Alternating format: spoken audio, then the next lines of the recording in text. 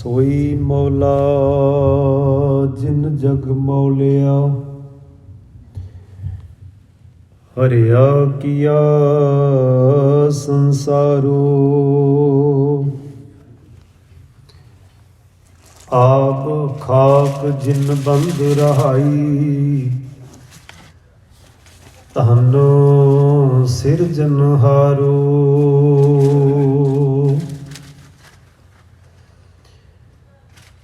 हो आया दूरों चल के, मैं तकी तो शरनाई जियो। मैं आशा रखी चित में, मेरा सबो दुख गवाई जियो। एत मार्ग चले भाईअड़े, गुर कहे सो कार कमाए जियो। त्यागे मन की मतड़ी, विसारे दूजा भाओ जियो। हर जुग जुग भगतु पाया, पैज रखदा आया राम राजी। हर नाखशु दुष्ट हर मारिया, प्रहलाद तराया। अहंकारियां निंदकां पिठ दे, नाम दियो मुख लाया। जन नानक ऐसा हर सेविया, अंत लय छड़ाया। जन नानक ऐसा हर सेविया, अंत लय छड़ाया। सतगुरां दे हजूर जुड़ बैठे सत्कारे वडभागे सतसंगी जनों, कलगीधर पिता सतगुरु गुरु गोबिंद सिंह महाराज वालों बख्शिश कीती फतेह असीस रूप विच प्रवान करो जी। वाहिगुरु जी का खालसा, वाहिगुरु जी की फतेह। सत्कारयोग संगत ने जथे रूप दे विच गुरु महाराज जी दी मुबारक बाणी आसा की वार, जो टुंडे असराजे की धुन तो पौड़ी के रूप दे विच वार रूप दे विच गुरु काल तो पहलां भी ढाडी लोग गाया करते सन। किसी जीवन की उस्तत करनी, किसी के जीवन दे विच कोई वडियाई दिखनी, गुरु महाराज जी ने आख्या कि इस तो बेहतर होर उदाहरण किहड़ी हो सकती है। अपने आप नूं चंगेरा बनाउण वास्ते सानूं समाज दे विचों दी गुण इकट्ठे करन दी लोड़ है, चंगियाई दी वडियाई करन दी लोड़ है। भावें वो किसी वर्ग दे विच होया होवे, किसी मजहब दे विच क्यों ना होया होवे। गुरु ने नहीं वेख्या कि जिहड़ा अस राजा है ये किस मजहब वाला सी, इहदा अकीदा की सी। वेख्या ये गया कि इहदे जीवन दे विच इहदा मन बड़ी चढ़दी कला वाला सी। गुनाहां अवगुणां दी मैल तो रहत हो के किवें दृढ़ता दे नाल, पूर्ण विश्वास ते भरोसे दे नाल, जिन्हों असीं आखदे हां कि पूर्ण रूप दा अपने आप दे विच कॉन्फिडेंस होना कि मैं हारांगा नहीं, मैनूं जूझना चाहिए। इस रूप दे विच फतेह हासिल करन वाले दी महाराज जी ने जिथे देखिया कि लोग उस्तत गा रहे ने, क्यों ना होवे करतार दी उस्तत दे विच इस दी धुन दी तर्ज दे उत्ते ही हर मनुख दा मन ਚੜ੍ਹਦੀ ਕਲਾ ਵੱਲ ਜਾਏ, ਪਾਕ ਤੇ ਪਵਿੱਤਰ ਹੋਵੇ, ਮੈਲ ਰਹਿਤ ਹੋਵੇ ਤੇ ਜੀਵਨ ਫਤਿਹ ਹੋਵੇ। ਸਤਿਗੁਰੂ ਜੀ ਨੇ ਇਸ ਰੂਪ ਦੇ ਵਿੱਚ 24 ਪੌੜੀਆਂ ਉਚਾਰਨ ਕੀਤੀਆਂ, ਜੋ ਸਮਾਂ ਪਾ ਕੇ ਦੇ ਵਿੱਚ ਸ਼ਲੋਕ ਦਰਜ ਹੋਏ। 15 ਸ਼ਲੋਕ ਗੁਰੂ ਅੰਗਦ ਸਾਹਿਬ ਮਹਾਰਾਜ ਜੀ ਦੇ ਵੀ ਉਸ ਵਿੱਚ ਦਰਜ ਹੋਏ ਹਨ। ਆਪ ਜੀ ਨੇ ਉਸ ਮੁਬਾਰਕ ਵਾਰ ਦਾ ਕੀਰਤਨ ਸ਼ਰਵਣ ਕੀਤਾ ਹੈ। ਉਸ ਉਪਰੰਤ ਸਤਿਕਾਰਯੋਗ ਭਾਈ ਦਰਬਾਰਾ ਸਿੰਘ ਜੀ ਨੇ ਗੁਰੂ ਉਸਤਤ ਦੇ ਵਿੱਚ ਸ਼ਬਦ ਗਾਇਨ ਕੀਤਾ, ਐਸੇ ਗੁਰੂ ਕੋ ਬਲਬਲ ਜਾਈਏ, ਆਪ ਮੁਕਤ ਮੋਹਿ ਤਾਰੇ। ਗੁਰੂ ਤੋਂ ਤਾਂ ਮੈਂ ਕੁਰਬਾਨ ਜਾਨਾ, ਕਿਉਂਕਿ ਜੀਵਨ ਵਿੱਚ ਜਿੱਥੇ ਉਹ ਆਪ ਵਿਕਾਰਾਂ ਗੁਨਾਹਾਂ ਤੋਂ ਰਹਿਤ ਰਿਹਾ ਹੈ, ਮੁਕਤ ਦਾ ਭਾਵ ਹੁੰਦਾ ਰਹਿਤ ਹੋਣਾ। ਜਿੱਥੇ ਸਾਨੂੰ ਬਾਣੀ ਆਖਦੀ ਕਿ ਰਹਿਤ ਬੜੀ ਜ਼ਰੂਰੀ ਹੈ, ਪਰ ਕਈ ਵਾਰੀ ਅਜਿਹਾ ਹੁੰਦਾ ਕਿ ਰਹਿਤ ਅਵਰ ਕਛ ਅਵਰ ਕਮਾਵਤ, ਮਨ ਨਹੀਂ ਪ੍ਰੀਤ ਮੁਖੋਂ ਗੰਢ ਲਾਵਤ। ਰਹਿਤ ਹੋਰ ਹੁੰਦੀ ਹੈ, ਕਮਾਈ ਹੋਰ ਰੂਪ ਦੇ ਵਿੱਚ ਜਾਈ ਜਾਂਦੀ ਹੈ। ਸੋ ਮਹਾਰਾਜ ਨੇ ਆਖਿਆ ਇਹ ਵੀ ਸਾਡੇ ਲਈ ਚੰਗੇਰੀ ਗੱਲ ਨਹੀਂ ਹੈ। ਜੋ ਗੁਰੂ ਰਹਿਤ ਦੱਸ ਰਿਹਾ ਹੈ, ਜੋ ਗੁਰੂ ਜੀਵਨ ਦੇ ਵਿੱਚ ਰਹਿਣੀ ਬਹਿਣੀ ਦੱਸਦਾ ਹੈ, ਉਸ ਤੇ ਸਾਡਾ ਅਕੀਦਾ ਬਣੇ, ਵਿਸ਼ਵਾਸ ਬਣੇ ਤੇ ਉਹਨੂੰ ਅਪਣਾਇਆ ਜਾਏ। ਗੁਰੂ ਮਹਾਰਾਜ ਜੀ ਨੇ ਜਿੱਥੇ ਆਪ ਵਿਕਾਰਾਂ ਤੇ ਅਵਗੁਣਾਂ ਤੋਂ ਰਹਿਤ ਜੀਵਨ ਜੀ ਕੇ ਤੇ ਕਰਤਾਰ ਦੇ ਗੁਣਾਂ ਦੇ ਮੁਤਾਬਕ ਹੁਕਮ ਦੇ ਅਨੁਸਾਰ ਹੀ ਰਹਿਤ ਰੱਖੀ ਹੈ, ਤੇ ਆਪਣੇ ਆਪੇ ਤੱਕ ਗੁਰੂ ਨੇ ਸੀਮਤ ਨਹੀਂ ਕੀਤੀ, ਸਿੱਖ ਨੂੰ ਵੀ ਉਹ ਸਿਖਾ ਦਿੱਤੀ। ਆਪ ਮੁਕਤ ਮੋਹਿ ਤਾਰੇ। ਮੈਨੂੰ ਵੀ ਗੁਰੂ ਮਹਾਰਾਜ ਜੀ ਨੇ ਆਪਣੀ ਜ਼ਿੰਦਗੀ ਦਾ ਤਜਰਬਾ ਦੱਸਿਆ, ਜੀਵਨ ਦਾ ਢੰਗ ਦੱਸਿਆ ਤੇ ਆਖਿਆ ਕਿ ਤੂੰ ਵੀ ਰਹਿਤ ਹੋ ਸਕਦਾ ਹੈ, ਚੰਗੀ ਰਹਿਣੀ ਦਾ ਮਾਲਕ ਬਣ ਸਕਦਾ ਹੈ। ਸੋ ਅਜਿਹਾ ਸ਼ਬਦ ਆਪ ਜੀ ਨੇ ਸ਼ਰਵਣ ਕੀਤਾ। ਆਓ ਮੁਬਾਰਕ ਬਚਨ ਜੋ ਗੁਰੂ ਰਾਮਦਾਸ ਮਹਾਰਾਜ ਜੀ ਦੀ ਬਾਣੀ ਦੇ ਵਿੱਚੋਂ ਹੈ, ਹਰ ਜੁਗ ਜੁਗ ਭਗਤ ਉਪਾਇਆ, ਪੈਜ ਰੱਖਦਾ ਆਇਆ ਰਾਮ ਰਾਜੇ। ਕਰਤਾਰੀ ਨਿਯਮ ਹੁਕਮ ਤੇ ਉਹਦੇ ਨਿਆਂ ਕਾਨੂੰਨ ਫੈਸਲੇ ਨੂੰ ਇਹ ਸ਼ਬਦ ਦੇ ਵਿੱਚੋਂ ਦੀ ਅਸੀਂ ਵਿਚਾਰਨ ਦਾ ਯਤਨ ਕਰ ਸਕੀਏ, ਅਤੇ ਨਾਨਕ ਸ਼ਾਹੀ ਕੈਲੰਡਰ ਦੇ ਮੁਤਾਬਕ ਹੋਲੇ ਮੱਲੇ ਨੂੰ ਅਸੀਂ ਸਾਰੇ ਹੀ ਸਮਰਪਿਤ ਹੋ ਕੇ ਇਤਿਹਾਸ ਦੀ ਕੋਈ ਤਾਰੀਖ ਸਾਂਝੀ ਕਰ ਸਕੀਏ। ਸਾਂਝ ਪਾਉਣ ਤੋਂ ਪਹਿਲਾਂ ਇੱਕ ਵਾਰੀ ਸਾਰੇ ਹੀ ਫਿਰ ਆਪਣੀ ਮਨ ਦੀ ਇਕਾਗਰਤਾ ਬਣਾਉਂਦੇ ਹਾਂ ਫਤਿਹ ਸਾਂਝੀ ਕਰੋ। ਵਾਹਿਗੁਰੂ ਜੀ ਕਾ ਖਾਲਸਾ, ਵਾਹਿਗੁਰੂ ਜੀ ਕੀ ਫਤਿਹ। ਗੁਰਦੇਵ ਮਹਾਰਾਜ ਜੀ ਨੇ ਇਸ ਪਾਵਨ ਮੁਬਾਰਕ ਸ਼ਬਦ ਦੇ ਵਿੱਚ ਇੱਕ ਉਦਾਹਰਣ ਯੂਜ਼ ਕੀਤੀ ਹੈ, ਔਰ ਬੜੀ ਪੁਰਾਤਨ ਉਦਾਹਰਣ ਹੈ। ਮੰਨਿਆ ਜਾਂਦਾ ਹੈ ਕਿ ਜਿਹੜੇ ਪ੍ਰਹਲਾਦ ਜੀ ਹੋਏ ਨੇ, ਜਿਨ੍ਹਾਂ ਦਾ ਜ਼ਿਕਰ ਸਤਿਗੁਰੂ ਨੇ ਬਾਣੀ ਦੇ ਵਿੱਚ ਕੀਤਾ ਹੈ, ਇਹ ਰਾਮਚੰਦਰ ਜੀ ਉਹਨਾਂ ਤੋਂ ਵੀ ਪਹਿਲਾਂ ਦੇ ਹੋਏ ਨੇ। ਜਿਹੜੇ ਮੰਨੇ ਜਾਂਦੇ ਜਿਹੜੇ ਯੁੱਗ ਪੁਰਸ਼ ਹੋਏ ਨੇ, ਦਸ਼ਰਥ ਜੀ ਦੇ ਪੁੱਤਰ ਭਗਵਾਨ ਰਾਮਚੰਦਰ ਜੀ ਦਾ ਨਾਮ ਤਕਰੀਬਨ ਭਾਰਤੀ ਖਿੱਤੇ ਦੇ ਵਿੱਚ ਬੜਾ ਪ੍ਰਚਲਿਤ ਹੈ। ਉਹਨਾਂ ਤੋਂ ਸਦੀਆਂ ਪਹਿਲਾਂ ਹਰਨਾਕਸ਼ ਹੋਏ, ਉਹਨਾਂ ਦਾ ਪੁੱਤਰ ਪ੍ਰਹਲਾਦ ਹੋਇਆ, ਧਰੂਵ ਵੀ ਪਹਿਲਾਂ ਹੀ ਹੋਇਆ। ਔਰ ਇਸੇ ਤਰਜ ਦੇ ਉੱਤੇ ਉਹਨਾਂ ਦੇ ਜੀਵਨ ਦੀ ਦ੍ਰਿੜਤਾ ਨੂੰ ਵੇਖਦਿਆਂ ਹੋਇਆਂ ਕਬੀਰ ਸਾਹਿਬ ਨੇ ਸਾਨੂੰ ਇਹ ਗੱਲ ਬਾਣੀ ਦੇ ਵਿੱਚ ਵੀ ਕਹੀ ਹੈ ਕਿ ਸਾਨੂੰ ਰਾਮ ਰਾਮ ਇੱਦਾਂ ਕਰਨਾ ਚਾਹੀਦਾ। ਰਾਮ ਜਪੋ ਜੀ ਐਸੇ ਐਸੇ, ਧਰੂਵ ਪ੍ਰਹਲਾਦ ਜਪਿਓ ਹਰ ਜੈਸੇ। ਜਿਹੜੇ ਦਸ਼ਰਥ ਦੇ ਪੁੱਤਰ ਰਾਮਚੰਦਰ ਜੀ ਤੋਂ ਪਹਿਲਾਂ ਸਦੀਆਂ ਪਹਿਲਾਂ ਹੋਏ ਨੇ, ਤੇ ਸਦੀਆਂ ਪਹਿਲਾਂ ਜਿਵੇਂ ਉਹ ਰਾਮ ਰਾਮ ਕਹਿ ਰਹੇ ਸਨ, ਭਾਵ ਰਮੇ ਹੋਏ ਕਰਤਾਰ ਨੂੰ ਯਾਦ ਰੱਖਦੇ ਸਨ, ਉਹਦੇ ਅਸੂਲਾਂ ਦੀ ਪਾਲਣਾ ਕਰਦੇ ਸਨ, ਤੁਸੀਂ ਉੱਦਾਂ ਹੀ ਦ੍ਰਿੜਤਾ ਵਿਖਾਓ ਆਪਣੀ। ਰਾਮ ਜਪੋ, ਜਪੋ ਦਾ ਅਰਥ ਹੁੰਦਾ ਹੈ ਯਾਦ ਕਰੋ, ਤੇ ਯਾਦ ਕਰਨ ਦਾ ਭਾਵ ਹੁੰਦਾ ਹੈ ਕਿ ਜਦੋਂ ਕੋਈ ਔਖਿਆਈ ਪਰੇਸ਼ਾਨੀ ਇਹੋ ਜਿਹਾ ਵਕਤ ਆਵੇ ਤੇ ਰਮੇ ਹੋਏ ਕਰਤਾਰ ਦੇ ਅਸੂਲ ਸਾਹਮਣੇ ਰੱਖ ਲਵੋ। ਜਦੋਂ ਤੁਸੀਂ ਕੋਈ ਨਿਆਂ ਕਰਨ ਲੱਗੋ ਤੇ ਕਰਤਾਰ ਵਾਹਿਗੁਰੂ ਦੇ ਬਣਾਏ ਹੋਏ ਹੁਕਮ ਦੇ ਕਾਇਦੇ ਕਾਨੂੰਨ ਨੂੰ ਫੋਲ ਲਵੋ। ਜਦੋਂ ਤੁਸੀਂ ਕੋਈ ਕੰਮ ਤੇ ਕਾਰਜ ਨੂੰ ਹੱਥ ਪਾਵੋ ਤੇ ਉਦੋਂ ਕਰਤਾਰੀ ਅਸੂਲਾਂ ਦੇ ਵਿੱਚ, ਰਜ਼ਾ ਦੇ ਵਿੱਚ ਆਪਣੇ ਆਪ ਨੂੰ ਢਾਲਣ ਦੀ ਕੋਸ਼ਿਸ਼ ਰੱਖੋ। ਇਹਨੂੰ ਕਹਿੰਦੇ ਨੇ ਜਪਣਾ।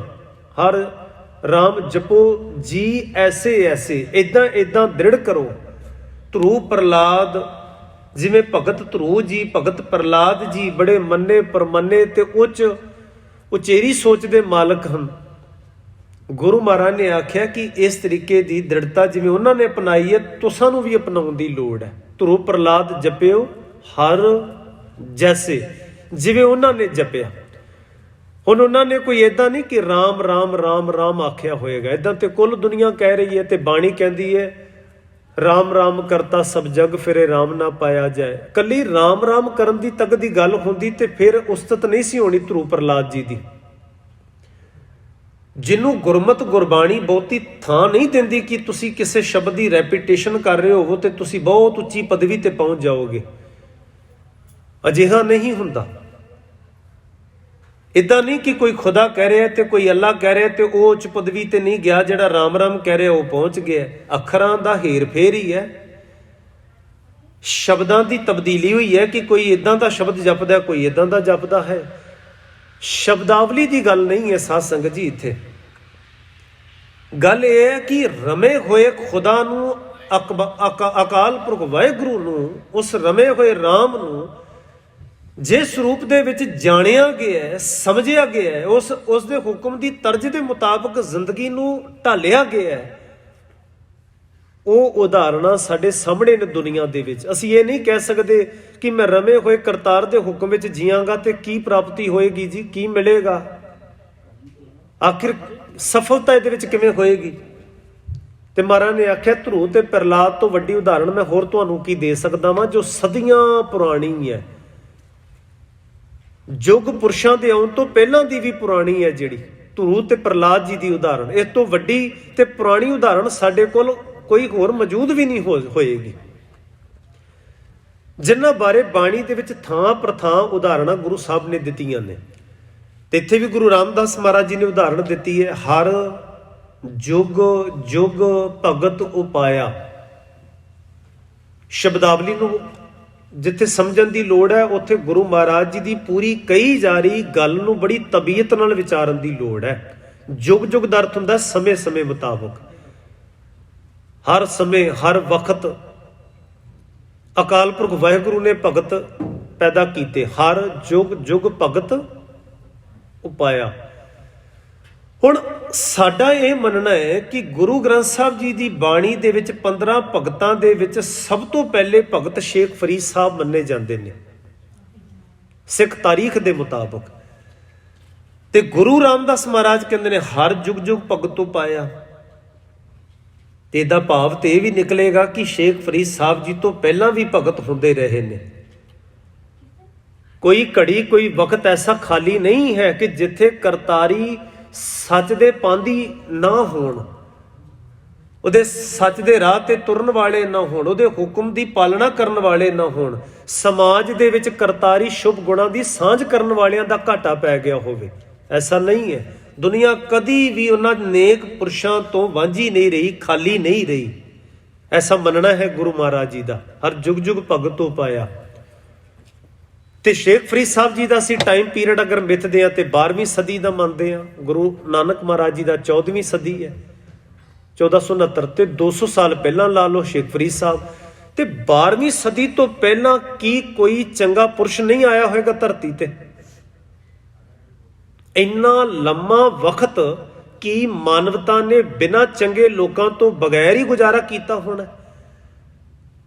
ਸੱਚ ਨਾ ਹੋਏਗਾ? ਕੀ ਸੱਚ ਕਿਸੇ ਖਾਸ ਵਕਤ ਦੀ ਕਾਢ ਹੈ ਕਿ ਕਰਤਾਰੀ ਸ਼ੁਭ ਗੁਣ ਕਿਸੇ ਖਾਸ ਪੀਰੀਅਡ ਦੇ ਵਿੱਚ ਉਪਜੇ ਹਨ, ਕਿ ਕਿਸੇ ਖਾਸ ਸਦੀ ਦੇ ਵਿੱਚ ਹੀ ਰੱਬ ਦੀ ਸਮਝ ਪੈ ਰਹੀ ਹੈ? ਉਸ ਤੋਂ ਪਹਿਲਾਂ ਕੀ ਕਰਤਾਰ, ਉਹਦੇ ਗੁਣ, ਉਹਦਾ ਹੁਕਮ, ਉਹਦੇ ਸ਼ੁਭ ਕੰਮ, ਕਿ ਇਹ ਉਸ ਸਦੀ ਤੋਂ ਪਹਿਲਾਂ ਨਹੀਂ ਸਨ ਪਸਰੇ ਹੋਏ ਤੇ ਕਿਸੇ ਨੂੰ ਸਮਝ ਨਹੀਂ ਸਨ ਆਏ?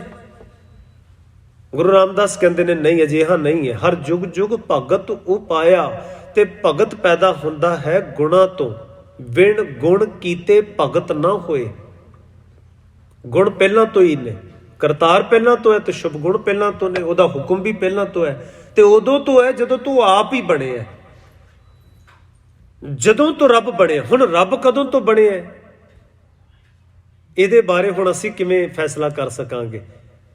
ਰੱਬ ਕਦੋਂ ਤੋਂ ਆਇਆ ਇਹ ਤਾਂ ਦੂਰ ਦੀ ਗੱਲ ਹੈ, ਰੱਬ ਦੀ ਬਣਾਈ ਰਚਨਾ ਕਦੋਂ ਤੋਂ ਆਈ ਹੈ ਇਹਦੇ ਬਾਰੇ ਵੀ ਅੰਦਾਜ਼ਨ ਅਸੀਂ ਮੁਕੰਮਲ ਰੂਪ ਦੇ ਵਿੱਚ ਡਿਕਲੇਅਰ ਨਹੀਂ ਕਰ ਸਕਦੇ। ਗੁਰੂ ਨਾਨਕ ਮਹਾਰਾਜ ਜੀ ਨੇ ਇਸੇ ਕਰਕੇ ਤੇ ਪਾਵਨ ਸ਼ਬਦ ਆਖੇ ਨੇ, ਵੇਲ ਨਾ ਪਾਈਆ ਪੰਡਤੀ ਜੇ ਹੋਵੇ ਲੇਖ ਪੁਰਾਣ, ਵਕਤ ਨਾ ਪਾਇਓ ਕਾਦੀਆਂ, ਜੇ ਲਿਖਣ ਲੇ ਕੁਰਾਨ ਥਿਤ ਵਾਰ ਨਾ ਜੋਗੀ ਜਾਣੈ ਰੁੱਤ ਮਾਂ ਨਾ ਕੋਈ ਜਾ ਕਰਤਾ ਸਿਰਠੀ ਕੋ ਸਾਜੇ ਆਪੇ ਜਾਣੇ ਸੋਈ।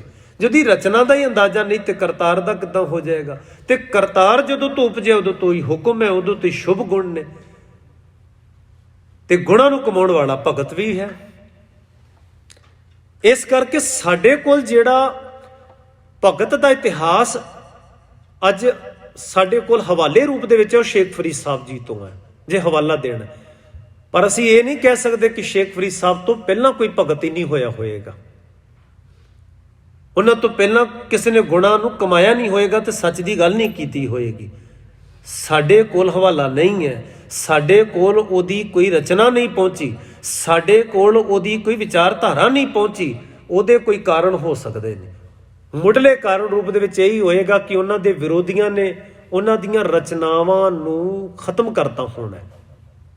ਇਹ ਸਭ ਤੋਂ ਵੱਡਾ ਹਥਿਆਰ ਇਸ ਦੁਨੀਆ ਦੇ ਵਿੱਚ ਮੰਨਿਆ ਗਿਆ, ਬੜਾ ਕਾਰਗਰ ਹੋਇਆ ਕਿ ਕਿਸੇ ਦੀ ਆਈਡੀਓਲੋਜੀ ਨੂੰ, ਉਹਦੀ ਲਿਖਤ ਨੂੰ, ਉਹਦੀ ਸੋਚਣੀ ਨੂੰ ਅਗਰ ਦੁਨੀਆ ਦੇ ਹੋਰ ਅੱਗੇ ਲੰਬੇਰੇ ਸਮੇਂ ਤੱਕ ਪਹੁੰਚਣ ਲਈ ਰੋਕਣਾ ਹੋਵੇ ਨਾ, ਤੇ ਰਲਗੜ ਜੀ ਕਰ ਦੇਵੋ, ਮਿਲਗੋਬਾ ਜਾ ਕਰ ਦੇਵੋ। ਉਹਦੀ ਰਚਨਾ ਨੂੰ ਪੜ੍ਹਨ ਤੋਂ ਪਹਿਲਾਂ ਉਹਦੇ ਬੁੱਤ ਬਣਾ ਦੇਵੋ, ਚੰਗੀ ਗੱਲ ਹੋਏਗੀ। ਲੋਕ ਉਹਦੇ ਬੁੱਤਾਂ ਨੂੰ ਮੱਥਾ ਟੇਕਣ, ਉਹਦੀ ਰਚਨਾ ਨੂੰ ਨਾ ਪੜ੍ਹਨ। ਉਹਦੀ ਸੋਚਣੀ ਦਾ ਖਿਆਲ ਨਾ ਕਰਨ, ਇਸ ਕਰਕੇ ਉਹਦੀਆਂ ਤਸਵੀਰਾਂ ਬਣਵਾ ਦੇਵੋ, ਉਹਦੀ ਉਪਮਾ ਕਰੋ, ਇਸ ਢੰਗ ਦੇ ਨਾਲ ਉਹਦੀ ਜੈ ਜੈਕਾਰ ਕਰੋ ਕਿ ਲੋਕੀ ਇਹ ਨਾ ਕਹਿਣ ਕਿ ਇਹ ਕਹਿਣਾ ਕੀ ਚਾਹੁੰਦਾ ਸੀ, ਉਧਰ ਨਾ ਜਾਣ ਕਦੀ ਲੋਕ। ਇਸ ਕਰਕੇ ਉਹ ਲੋਕ ਸਚਿਆਰੇ ਖਤਮ ਹੁੰਦੇ ਗਏ, ਉਹਨਾਂ ਦਾ ਨਾਮ ਖਤਮ ਹੁੰਦਾ ਗਿਆ, ਉਹਨਾਂ ਦੇ ਹਵਾਲੇ ਵੀ ਖਤਮ ਕਰ ਦਿੱਤੇ ਗਏ। ਤੇ ਇਹਦੇ ਸਦਕੇ ਜਾਈਏ ਗੁਰੂ ਨਾਨਕ ਸਾਹਿਬ ਦੇ, ਜੇ ਉਹ ਸ਼ੇਖ ਫਰੀਦ ਸਾਹਿਬ ਦੀ ਬਾਣੀ ਨਾ ਸੰਭਾਲਦੇ, ਸਾਨੂੰ ਅੱਜ ਪਤਾ ਨਹੀਂ ਸੀ ਲੱਗਣਾ ਕਿ ਇਹ ਸ਼ੇਖ ਫਰੀਦ ਕੌਣ ਹੋਏ ਨੇ, ਉਹਨਾਂ ਨੇ ਕਿਹਾ ਕੀ ਹੋਏਗਾ, ਕਿੱਦਾਂ ਦਾ ਜੀਵਨ ਹੋਏਗਾ ਤੇ ਕੀ ਕਹਿ ਕੇ ਗਏ ਨੇ। ਇਹ ਹਵਾਲਾ ਨਹੀਂ ਸੀ ਸਾਡੇ ਕੋਲ ਕੋਈ ਹੋਣਾ ਤੇ ਨਾਮ ਵੀ ਨਹੀਂ ਸੀ ਹੋਣਾ। ਕਬੀਰ ਰਵਿਦਾਸ ਸਾਹਿਬ ਕੀ ਕਹਿ ਕੇ ਗਏ, ਅਜੇ ਤੱਕ ਗੁਰੂ ਨਾਨਕ ਸਾਹਿਬ ਨੇ ਕਬੀਰ ਸਾਹਿਬ ਰਵਿਦਾਸ ਸਾਹਿਬ ਦੇ ਸ਼ਬਦ ਸਾਂਭ ਲਏ। ਸਾਂਭਣ ਦੇ ਬਾਵਜੂਦ ਵੀ ਉਹਨਾਂ ਦੇ ਮੰਦਿਰ ਤੇ ਉਹਨਾਂ ਦੀਆਂ ਮੂਰਤਾਂ ਅੱਜ ਵੀ ਜ਼ੋਰੋ ਸ਼ੋਰੋ ਨਾਲ ਸਥਾਪਿਤ ਹੋ ਰਹੀਆਂ ਨੇ, ਅਜੇ ਲਿਖਤਾਂ ਮੌਜੂਦ ਨੇ। ਅਜੇ ਕਬੀਰ ਜੀ ਦੇ ਹਵਾਲੇ ਸਾਡੇ ਕੋਲ ਹੈਗੇ ਨੇ, ਜਿਹੜੇ ਕਬੀਰ ਸਾਹਿਬ ਕਹਿੰਦੇ ਨੇ, ਪਾਹਨ ਪਰਮੇਸ਼ਵਰ ਕੀਆ ਪੂਜੈ ਸਭ ਸੰਸਾਰ। ਸਲੋਕਾਂ ਦੇ ਵਿੱਚ ਬਈ ਪੱਥਰ ਨੂੰ ਰੱਬ ਬਣਾ ਕੇ ਪੂਜ ਰਹੇ ਹੋ ਤੁਸੀਂ ਲੋਕ।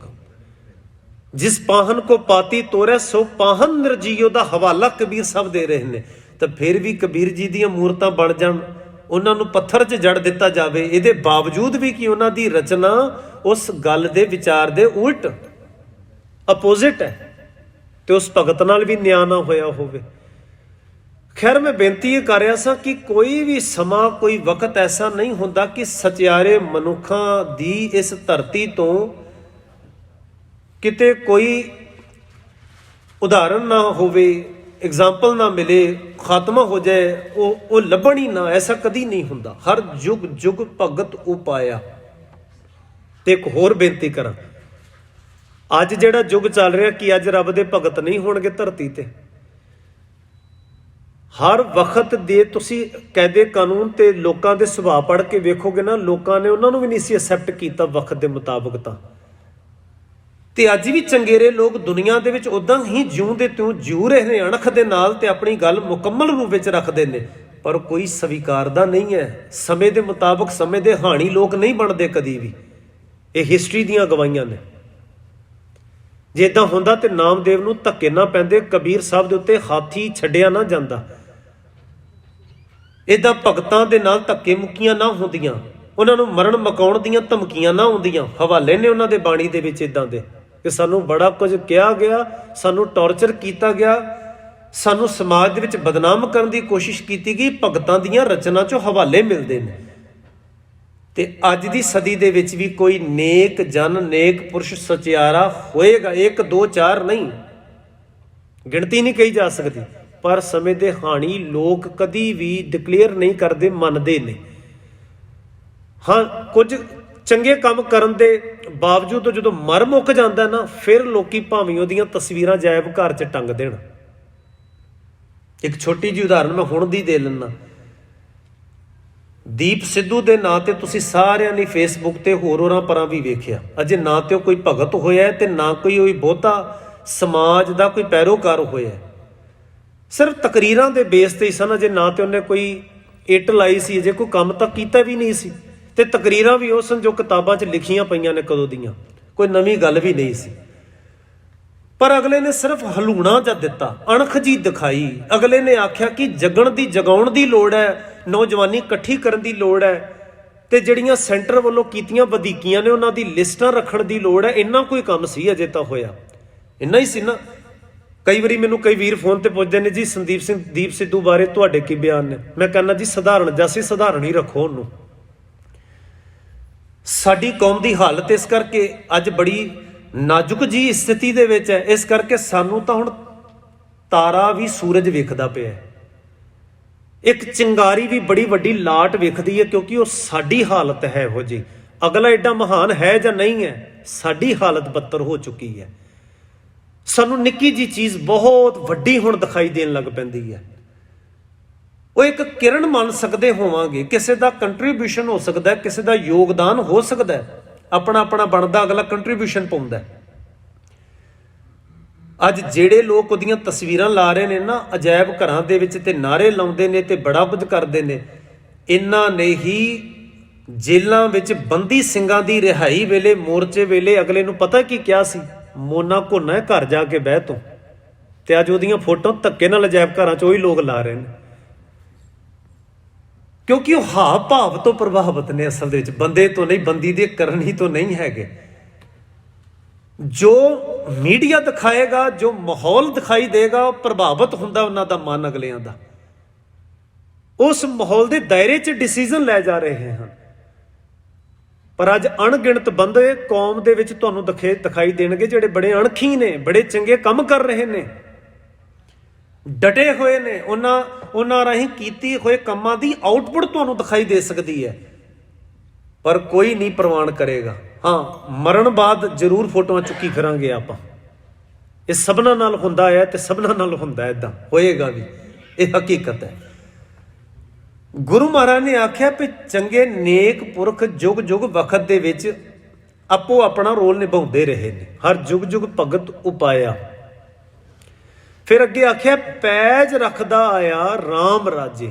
ਪਰ ਪਰਮੇਸ਼ਵਰ, ਰਾਮ ਦਾ ਅਰਥ ਹੈ ਰਮਿਆ ਹੋਇਆ ਅਕਾਲ ਪੁਰਖ, ਰਾਜੇ ਦਾ ਅਰਥ ਹੈ ਜਿਹਦੀ ਬਾਦਸ਼ਾਹੀ ਚੱਲਦੀ ਹੈ, ਜਿਹਦੀ ਪਾਤਸ਼ਾਹੀ ਹੈ, ਜਿਹਦਾ ਹੁਕਮ ਕਾਇਦਾ ਕਾਨੂੰਨ ਕੰਮ ਕਰਦਾ ਹੈ। ਮਹਾਰਾਜ ਕਹਿੰਦੇ ਨੇ ਉਹਦੀ ਛਤਰ ਛਾਇਆ ਹੇਠ, ਉਹਦੇ ਹੁਕਮ ਦੇ ਮੁਤਾਬਕ ਉਹ ਉਹਨਾਂ ਦੀ ਸਪੋਰਟ ਵਿੱਚ ਹੁੰਦੀਆਂ ਨੇ ਗੱਲਾਂ। ਪੈਜ ਰੱਖਣ ਦਾ ਮਤਲਬ ਹੁੰਦਾ ਹੈ ਸਪੋਰਟ ਦੇ ਵਿੱਚ।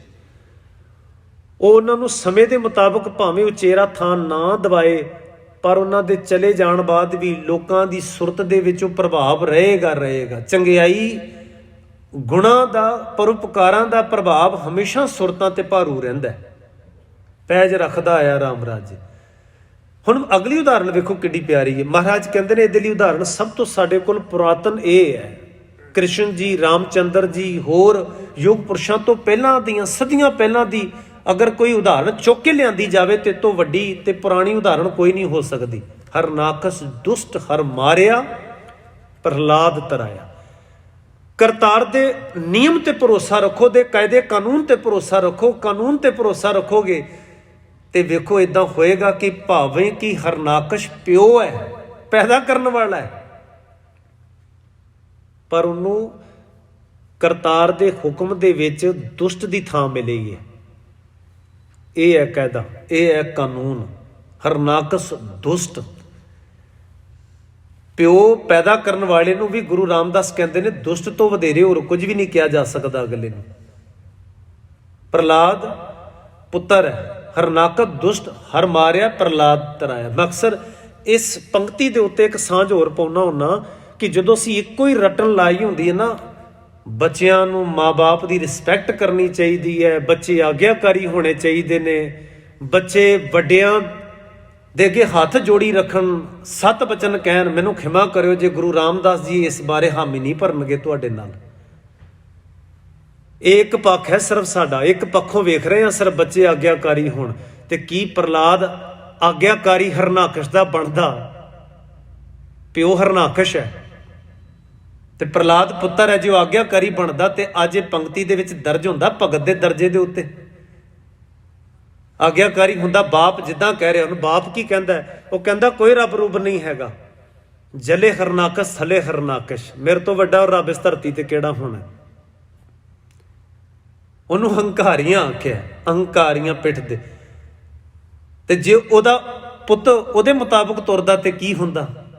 ਹੰਕਾਰ ਹੀ ਟਰਾਂਸਫਰ ਹੋਣਾ ਸੀ, ਹੋਰ ਇਸ ਤੋਂ ਵੱਧ ਕੀ ਹੋ ਜਾਂਦਾ। ਇਹ ਇੱਕ ਪੱਖ ਨਾ ਅਸੀਂ ਇਕੱਲਾ ਕਿਆ ਕਰੀਏ ਬੱਚੇ ਹੀ ਆਗਿਆਕਾਰੀ ਹੋਣ। ਇਹ ਇੱਕ ਪੱਖ ਹੈ ਕਿ ਬੱਚੇ ਮਾਂ ਬਾਪ ਦੀ ਉਹ ਬਣਦੀ ਜ਼ਿੰਮੇਵਾਰੀ ਨਿਭਾਉਣ। ਮਾਂ ਬਾਪ ਨੇ ਜਿਵੇਂ ਪਾਲਿਆ ਬੱਚਿਆਂ ਦੀ ਵੀ ਉਵੇਂ ਟੇਕ ਕੇਅਰ ਕਰਨੀ ਬਣਦੀ ਹੈ। ਪਰ ਜ਼ਰੂਰੀ ਨਹੀਂ ਮਾਂ ਬਾਪ ਦੀ ਸੋਚ ਸੁਰਤ ਗਿਆਨ ਉਹ ਠੀਕ ਹੀ ਹੋਵੇ ਜੋ ਉਹਨਾਂ ਨੇ ਇਕੱਠਾ ਕੀਤਾ ਅੱਜ ਤੱਕ। ਇਹ ਜ਼ਰੂਰੀ ਨਹੀਂ, ਇਹਦਾ ਕੋਈ ਪੈਮਾਨਾ ਨਹੀਂ ਹੈਗਾ ਧਰਤੀ ਤੇ। ਚੰਗਾ ਬੱਚਾ ਵੀ ਨਿਕਲ ਸਕਦਾ, ਨੂੰਹ ਵੀ ਚੰਗੀ ਨਿਕਲ ਸਕਦੀ ਹੈ, ਤੇ ਹੋ ਸਕਦਾ ਸੱਸ ਵੀ ਖੋਟੀ ਨਿਕਲ ਸਕਦੀ ਹੈ। ਉਸ ਖੋਟ ਹੀ ਇਕੱਠਾ ਕੀਤਾ ਹੋਵੇ ਸਾਰਾ। ਤੇ ਬੱਚਿਆਂ ਨੂੰ ਆਖਿਆ ਜਾ ਆਗਿਆਕਾਰੀ ਹੋਣਾ ਚਾਹੀਦਾ ਜੀ ਤੁਹਾਨੂੰ, ਤਾਂ ਇੱਦਾਂ ਜ਼ਰੂਰੀ ਨਹੀਂ ਹੈ। ਤੇ ਹੋ ਸਕਦਾ ਸੱਸ ਵੀ ਨੇਕ ਹੋਵੇ ਤੇ ਅਗਲੀ ਜਨਰੇਸ਼ਨ ਦੇ ਕੋਲ ਵੀ ਸੱਚ ਇਕੱਠਾ ਨਾ ਕੀਤਾ ਹੋਵੇ। ਸੰਭਾਵਨਾ ਕਿਸੇ ਪਾਸੇ ਵੀ ਹੋ ਸਕਦੀ ਹੈ। ਬਣਦੀਆਂ ਜ਼ਿੰਮੇਵਾਰੀਆਂ ਵੱਖਰੀ ਚੀਜ਼ ਨੇ। ਉਹਨਾਂ ਨੇ ਜਿਵੇਂ ਕੀਤੀਆਂ ਬੱਚਿਆਂ ਨੂੰ ਉਵੇਂ ਜ਼ਿੰਮੇਵਾਰੀਆਂ ਨਿਭਾਉਣੀਆਂ ਚਾਹੀਦੀਆਂ ਨੇ। ਸਤਿਕਾਰ ਕਰਨਾ ਚਾਹੀਦਾ ਹੈ, ਮੂੰਹ ਨਹੀਂ ਫੇਰਨੇ ਚਾਹੀਦੇ। ਪਰ ਹਰ ਥਾਂ ਤੇ ਹੱਥ ਜੋੜਨਾ ਵੀ ਠੀਕ ਗੱਲ ਨਹੀਂ ਹੁੰਦੀ। ਮਹਾਰਾਜ ਕਹਿੰਦੇ ਨੇ ਬੱਚਿਆਂ ਨੂੰ ਸਾਨੂੰ ਉਹਨਾਂ ਦੀ ਸੁਣਨੀ ਚਾਹੀਦੀ ਹੈ। ਬੱਚਿਆਂ ਨੂੰ ਕੋਲ ਬਹਿ ਕੇ ਜਾਣਨਾ ਤੇ ਸੁਣਨਾ ਚਾਹੀਦਾ, ਵੱਡੀ ਜਗਰੇ ਰੱਖ ਕੇ। ਹੋ ਸਕਦਾ ਉਹਨਾਂ ਕੋਲ ਸਾਡੇ ਨਾਲੋਂ ਵਧੇਰੇ ਗਿਆਨ ਸਮਝ ਤੇ ਸੋਝੀ ਤੇ ਲਿਆਕਤ ਹੋ ਸਕਦੀ ਹੈ, ਜਿਹੜੀ ਸਾਡੇ ਕੋਲ ਨਾ ਹੋਵੇ। ਅਸੀਂ ਕੋਰੇ ਹੋਈਏ ਉਸ ਪਾਸਿਓਂ। ਸਦੀਆਂ ਪੁਰਾਣੀ ਉਦਾਹਰਣ ਗੁਰੂ ਰਾਮਦਾਸ ਚੁੱਕ ਕੇ ਲਿਆਏ ਨੇ। ਮਹਾਰਾਜ ਕਹਿੰਦੇ ਨੇ ਹਰਨਾਕਸ ਦੁਸ਼ਟ ਹਰ ਮਾਰਿਆ ਪ੍ਰਹਲਾਦ ਤਰਾਇਆ। ਆ ਤੁਸੀਂ ਵੇਖਿਓ ਇਹਨਾਂ ਮਹੀਨਿਆਂ ਦੇ ਵਿੱਚ ਨਾ ਇੰਡੀਆ 'ਚ ਹੋਲੀ ਮਨਾਈ ਜਾਏਗੀ, ਕਿਉਂਕਿ ਮੈਂ ਹੋਲੇ ਮਹੱਲੇ ਨਾਲ ਸੰਬੰਧਿਤ ਗੱਲ ਸਾਂਝ ਕਰਨੀ ਹੈ। ਪਰ ਇਸ ਰਲਗੜ ਤੋਂ ਨਿਕਲਣ ਲੱਗਿਆ ਇੱਕ ਗੱਲ ਦਾ ਨਿਬੇੜਾ ਵੀ ਕਰਨਾ ਬੜਾ ਜ਼ਰੂਰੀ ਹੈ ਕਿ ਹੋਲੀ ਕੀ ਹੈ ਤੇ ਹੋਲੇ ਮਹੱਲੇ ਦੀ ਕੀ ਵਿਆਖਿਆ ਹੋ ਸਕਦੀ ਹੈ। ਹੋਲੀ ਇੱਕ ਤਿਉਹਾਰ ਪੱਖੋਂ ਸੈਲੀਬ੍ਰੇਟ ਹੋ ਰਿਹਾ ਇੰਡੀਆ ਦੇ ਵਿੱਚ, ਪਰ ਅਗਰ ਇਹਦਾ ਤੁਸੀਂ ਇਤਿਹਾਸ ਦਾ ਤਿਉਹਾਰ ਦਾ ਜਿਹੜਾ ਪਿਛੋਕੜ ਵੇਖੋਗੇ ਤੇ ਉਹਨਾਂ ਕੋਲ ਹਵਾਲਾ ਇਹੀ ਹੈ। ਉਹਨਾਂ ਦੇ ਕੋਲ ਵੀ ਉਹ ਕਹਿੰਦੇ ਨੇ ਕਿ ਪ੍ਰਹਲਾਦ ਜੀ ਨੇਕ ਪੁਰਸ਼ ਸਨ, ਚੰਗੇ ਸਨ, ਭਗਤ ਮੰਨਿਆ ਗਿਆ ਉਹਨਾਂ ਨੂੰ। ਉਹਨਾਂ ਦੀਆਂ ਲਿਖਤਾਂ ਦੇ ਵਿੱਚ ਵੀ, ਔਰ ਪੁਰਾਣਾ ਦੇ ਵਿੱਚ ਇਹ ਗੱਲ ਲਿਖੀ ਹੋਈ ਹੈ, ਵੇਦਾਂ 'ਚ ਨਹੀਂ ਹੈਗੀ, ਪੁਰਾਣਾ 'ਚ ਇਹ ਗੱਲ ਲਿਖੀ ਹੋਈ ਹੈ। ਪਿਤਾ ਹਰਨਾਕਸ਼ ਹੈ, ਉਹ ਆਪਣੇ ਪੁੱਤ ਨੂੰ ਬਰਦਾਸ਼ਤ ਨਹੀਂ ਕਰਦਾ, ਉਹਦੀ ਗੱਲ ਬਰਦਾਸ਼ਤ ਨਹੀਂ ਕਰਦਾ। ਮੱਥੇ ਤੇ ਤਿਉੜੀਆਂ ਲੈ ਆਉਂਦਾ ਹੈ, ਹੰਕਾਰੀ ਹੈ, ਦਬਕੇ ਮਾਰਦਾ ਹੈ, ਝੁਕਾਉਣ ਦੀ ਕੋਸ਼ਿਸ਼ ਕਰਦਾ ਹੈ, ਆਪਣਾ ਅਸਰ ਪਾਉਣ ਦੀ ਕੋਸ਼ਿਸ਼ ਕਰਦਾ ਹੈ। ਜਿੰਨੀ ਉਹਦੇ ਕੋਲ ਪਾਵਰ ਹੈ ਨਾ ਸਾਰੀ ਆਪਣੇ ਪੁੱਤ ਤੇ ਲਾਗੂ ਕਰਦੀ। ਇਹ ਤੋਂ ਵੱਧ ਤੇ ਦੁਨੀਆ ਦਾ ਕੋਈ ਪਿਓ ਨਹੀਂ ਕਰ ਸਕਦਾ ਧੱਕਾ ਕਿ ਆਪਣੇ ਪੁੱਤ ਨੂੰ ਅੱਗ ਦੇ ਵਿੱਚ ਬਿਠਾ ਦੇਵੇ, ਸਾੜ ਦੇਵੇ, ਆਪਣੀਆਂ ਅੱਖਾਂ ਸਾਹਮਣੇ ਉਹਨੂੰ ਫਨਾਹ ਹੁੰਦਾ ਦੇਖਦੇ। ਕੋਈ ਬਾਪ ਨਹੀਂ ਏਦਾਂ ਕਰ ਸਕਦਾ। ਹਰਨਾਕਸ਼ ਨੇ ਕਰਨ ਦੀ ਕੋਸ਼ਿਸ਼ ਕੀਤੀ। ਕੋਈ ਹੈ ਉਦਾਹਰਣ ਇਹਦੇ ਬਰਾਬਰ ਦੀ ਹੋਰ ਦੁਨੀਆ ਦੇ ਇਤਿਹਾਸ ਵਿੱਚ? ਗੁਰੂ ਮਹਾਰਾਜ ਇਦਾਂ ਉਦਾਹਰਨਾਂ ਨਹੀਂ ਯੂਜ਼ ਕਰਦੇ। ਉਹਦੇ ਪਿੱਛੇ ਤੁਸੀਂ ਡੀਪ ਭਾਵ ਵੇਖੋਗੇ ਨਾ, ਕਿਸੇ ਨੂੰ ਦੁਸ਼ਟ ਤੇ ਕਿਸੇ ਨੂੰ ਭਗਤ ਦਾ ਦਰਜਾ ਮਹਾਰਾਜ ਇਦਾਂ ਵੰਡ ਨਹੀਂ ਸਨ ਰਹੇ। ਇੱਕ ਇਨਸਾਫ ਦੀ ਤਕੜੀ ਹੈ। ਕਸੌਟੀ ਰਾਮ ਕੀ, ਕਬੀਰ ਕਸੌਟੀ ਰਾਮ ਕੀ। ਸਾਡੇ ਕੋਲ ਕਸੌਟੀਆਂ ਦੋ ਤਿੰਨ ਨਹੀਂ ਹੈਗੀਆਂ, ਇੱਕੋ ਹੀ ਕਸੌਟੀ ਹੈ। ਉਹ ਹੈ ਕਰਤਾਰ ਦੇ ਹੁਕਮ ਲਾਅ ਆਫ ਨੇਚਰ ਦੇ ਅਕੋਰਡਿੰਗ ਪਰਖ ਕਰਨੀ। ਕਸੌਟੀ ਰਾਮ ਕੀ, ਝੂਠਾ ਟਿਕੇ ਨਾ ਕੋਏ, ਰਾਮ ਕਸੌਟੀ ਸੋ ਸਹਿ ਜੋ ਮਰਜੀਵਾ ਹੋਏ। ਇਹ ਸਾਡੇ ਕੋਲ ਕਾਇਦੇ ਕਾਨੂੰਨ ਬਾਣੀ 'ਚ ਇਸ ਰੂਪ ਦੇ ਵਿੱਚ ਦਰਜ ਕੀਤੇ ਹੋਏ ਨੇ। ਹੁਣ ਆਪਣੀ ਪੁੱਤ ਨੂੰ ਮਰਨ ਮਰਾਉਣ ਤੇ ਕੋਈ ਉਤਰ ਆਵੇ, ਕੋਈ ਆਖੇ ਜੀ ਮੈਂ ਇਹਦਾ ਕਤਲ ਕਰਾ ਦਿੰਦਾ, ਐਸੇ ਕਿ ਕਾਤਲ ਹੋ ਕੇ ਆਪਣੇ ਪੁੱਤਰ ਦਾ ਕਤਲ ਕਰਾਉਣ ਦੀ ਇੱਕ ਪਲਾਨਿੰਗ ਬਣਾ ਰਿਹਾ ਹੋਵੇ, ਸਾਜ਼ਿਸ਼ ਰਚ ਰਿਹਾ ਹੋਵੇ। ਪਰ ਇਹ ਗੱਲ ਉਹਨਾਂ ਦੇ ਪੁਰਾਣਾਂ ਦੇ ਵਿੱਚ ਨਾਲ ਕਿੱਦਾਂ ਆਈ, ਕਿੱਦਾਂ ਪਹੁੰਚੀ, ਇਹਦੇ ਵਿੱਚ ਨਹੀਂ ਮੈਂ ਜਾਣਾ ਕਿ ਇਤਿਹਾਸ ਹੈ ਮਿਥਿਹਾਸ ਹੈ, ਕਿਉਂਕਿ ਉਹਨਾਂ ਦੀ ਉਦਾਹਰਨਾਂ ਨੇ। ਇਹ ਕੋਈ ਸਿੱਖ ਹਿਸਟਰੀ ਦਾ ਪਾਰਟ ਨਹੀਂ ਹੈ ਜਿਹਨੂੰ ਅਸੀਂ ਆਖੀਏ ਜੀ ਇਹਦੇ 'ਚ ਇੱਦਾਂ ਨਹੀਂ ਹੋਇਆ ਹੋਏਗਾ। ਉਹ ਜਿਵੇਂ ਲੈ ਕੇ ਆਏ, ਜਿਵੇਂ ਉਹਨਾਂ ਨੇ ਦਰਜ ਕੀਤੀ, ਉਹ ਗੱਲ ਇੱਦਾਂ ਲਿਖੀ ਹੈ ਕਿ ਹਰਨਾਕਸ਼ ਨੇ ਪੁੱਤਰ ਨੂੰ ਮਾਰਨ ਦੀ ਕੋਸ਼ਿਸ਼ ਕੀਤੀ ਕਿ ਸਾੜ ਦਿੱਤਾ ਜਾਵੇ। ਪਰ ਜਿਹੜੀ ਭੈਣ ਹੈ ਹਰਨਾਕਸ਼ ਦੀ, ਹੋਲਿਕਾ ਲਿਖਿਆ ਹੋਇਆ ਉਹਨੂੰ, ਉਹ ਲੈ ਕੇ ਪ੍ਰਹਲਾਦ ਨੂੰ ਬਹਿ ਜਾਵੇ ਅੱਗ ਦੇ ਵਿੱਚ। ਬਸ ਉਹਨੂੰ ਸ਼ਿਵ ਜੀ ਤੋਂ ਵਰਦਾਨ ਮਿਲਿਆ, ਹੋਲਕਾ ਨੂੰ ਕੁਝ ਨਹੀਂ ਹੋਣਾ, ਆਂਚ ਵੀ ਨਹੀਂ ਆਉਣੀ, ਸੇਕ ਵੀ ਨਹੀਂ ਪਹੁੰਚਣਾ, ਤੇ ਪੁੱਤ ਜਿਹੜਾ ਵਹਿੰਦਿਆਂ ਵਹਿੰਦਿਆਂ ਖੁਰ ਜਾਏਗਾ, ਮਿੱਟੀ ਦਾ ਢੇਰ ਬਣ ਜਾਏਗਾ। ਇਹ ਮੰਨਿਆ ਸੀ ਹਰਨਾਕਸ਼ ਦੀ ਸੁਰਤ ਨੇ। ਪਰ ਲਿਖਤ ਗਵਾਹੀਆਂ ਭਰਨ ਵਾਲੇ ਇਹ ਗੱਲ ਕਹਿੰਦੇ ਨੇ ਕਿ ਹੋਲਕਾ ਸੜ ਗਈ, ਪ੍ਰਹਲਾਦ ਬਚ ਗਿਆ। ਭਾਵ ਐਸੀ ਖੋਟੀ ਨੀਅਤ ਦਾ ਨਾਸ ਹੋ ਗਿਆ ਤੇ ਚੰਗੀ ਸੋਚ ਬਚਾ ਕਰ ਗਈ। ਇਹ ਦਰਜ ਹੋ ਗਈ ਗੱਲ ਉਦਾਹਰਣ ਪੱਖੋਂ, ਤੇ ਲੋਕਾਂ ਨੇ ਇਸ ਵੱਡੀ ਘਟਨਾ ਨੂੰ ਇਸ ਰੂਪ ਦੇ ਵਿੱਚ ਲਿਆਂਦਾ ਕਿ ਕਿਉਂ ਨਾ ਹੋਵੇ ਇਹਨੂੰ ਹਰ ਸਾਲ ਚੇਤੇ ਕੀਤਾ ਜਾਵੇ, ਤੇ ਉਹਨੂੰ ਹੋਲੀ ਦਾ ਰੂਪ ਦਿੱਤਾ। ਹੋਲਕਾ ਤੋਂ ਹੋਲੀ ਆਈ। ਅੱਜ ਵੀ ਇੱਥੇ ਲੋਕੀ ਇੱਕ ਦਿਨ ਪਹਿਲਾਂ ਸਾੜਦੇ ਨੇ, ਸਵਾਹ ਮਿੱਟੀ ਘਰ ਖੜਦੇ ਨੇ, ਬੜਾ ਕੁਝ ਹੁੰਦਾ। ਇਹ ਜਿਹੜੇ ਮਨਾਉਂਦੇ ਨੇ, ਜਿਹੜੇ ਕਰਦੇ ਨੇ, ਜਿਨ੍ਹਾਂ ਦੇ ਅਕੀਦੇ ਨੇ, ਉਹਨਾਂ ਤੇ ਕੋਈ ਕਿੰਤੂ ਨਹੀਂ ਹੈ ਮੇਰੀ। ਪਰ ਮੈਂ ਇੱਕ ਉਦਾਹਰਣ ਤੁਹਾਨੂੰ ਇਸ ਰੂਪ ਦੇ ਵਿੱਚ ਦਿੱਤੀ ਹੈ ਕਿ ਅਗਲੇ ਵੀ ਦੁਸ਼ਟ ਹਰਨਾਕਸ਼ ਨੂੰ ਤੇ ਪ੍ਰਹਲਾਦ ਜੀ ਨੂੰ ਨੇਕ ਸਮਝ ਕੇ ਹੀ ਇਹ ਗੱਲ ਯਾਦ ਕਰ ਰਹੇ ਨੇ। ਪਰ ਯਾਦ ਕਰਨ ਦਾ ਢੰਗ ਬੜਾ ਅਲੱਗ ਜਿਹਾ। ਮੂੰਹ ਰੰਗ ਲੈਣ ਦੇ ਨਾਲ ਕੋਈ ਪ੍ਰਹਲਾਦ ਤੇ ਨਹੀਂ ਨਾ ਹੁਣ ਬਣੇਗਾ, ਕੋਈ ਹਰਨਾਕਸ਼ ਤੋਂ ਦੂਰੀ ਤੇ ਨਹੀਂ ਨਾ ਬਣਾ ਲੇਗਾ। ਰੰਗ ਮੂੰਹ ਰੰਗਣ ਨਾਲੋਂ, ਔਰ ਇਹਦਾ ਵੀ ਪਿਛੋਕੜ ਵੇਖੀ ਤੇ ਪਹਿਲਾਂ ਲੋਕੀ ਮਿੱਟੀ ਤੇ ਸਵਾਵਾਂ ਦੇ ਨਾਲ ਖੇਡਿਆ ਕਰਦੇ ਸਨ। ਹੌਲੀ ਹੌਲੀ ਰੰਗਾਂ ਨੇ ਥਾਂ ਮਾਰ ਲਈ, ਰੰਗ ਆ ਗਏ, ਹੁਣ ਤੇ ਬੜਾ ਕੁਝ ਐਡਵਾਂਸ ਚੱਲ ਰਿਹਾ। ਇਹ ਹੌਲੀ ਹੌਲੀ ਕਾਢਾਂ ਨੇ ਤੇ ਇਹਦੇ ਪਿੱਛੇ ਵਪਾਰੀਕਰਨ ਬੜਾ ਵੱਡਾ ਕੰਮ ਕਰਦਾ। ਤੇ ਇਹ ਵੀ ਮੰਨਿਆ ਜਾਂਦਾ ਹੈ ਕਿ ਇਹ ਸ਼ੂਦਰਾਂ ਨੂੰ ਤਿਉਹਾਰ ਦੇ ਦਿੱਤਾ ਗਿਆ ਸੀ।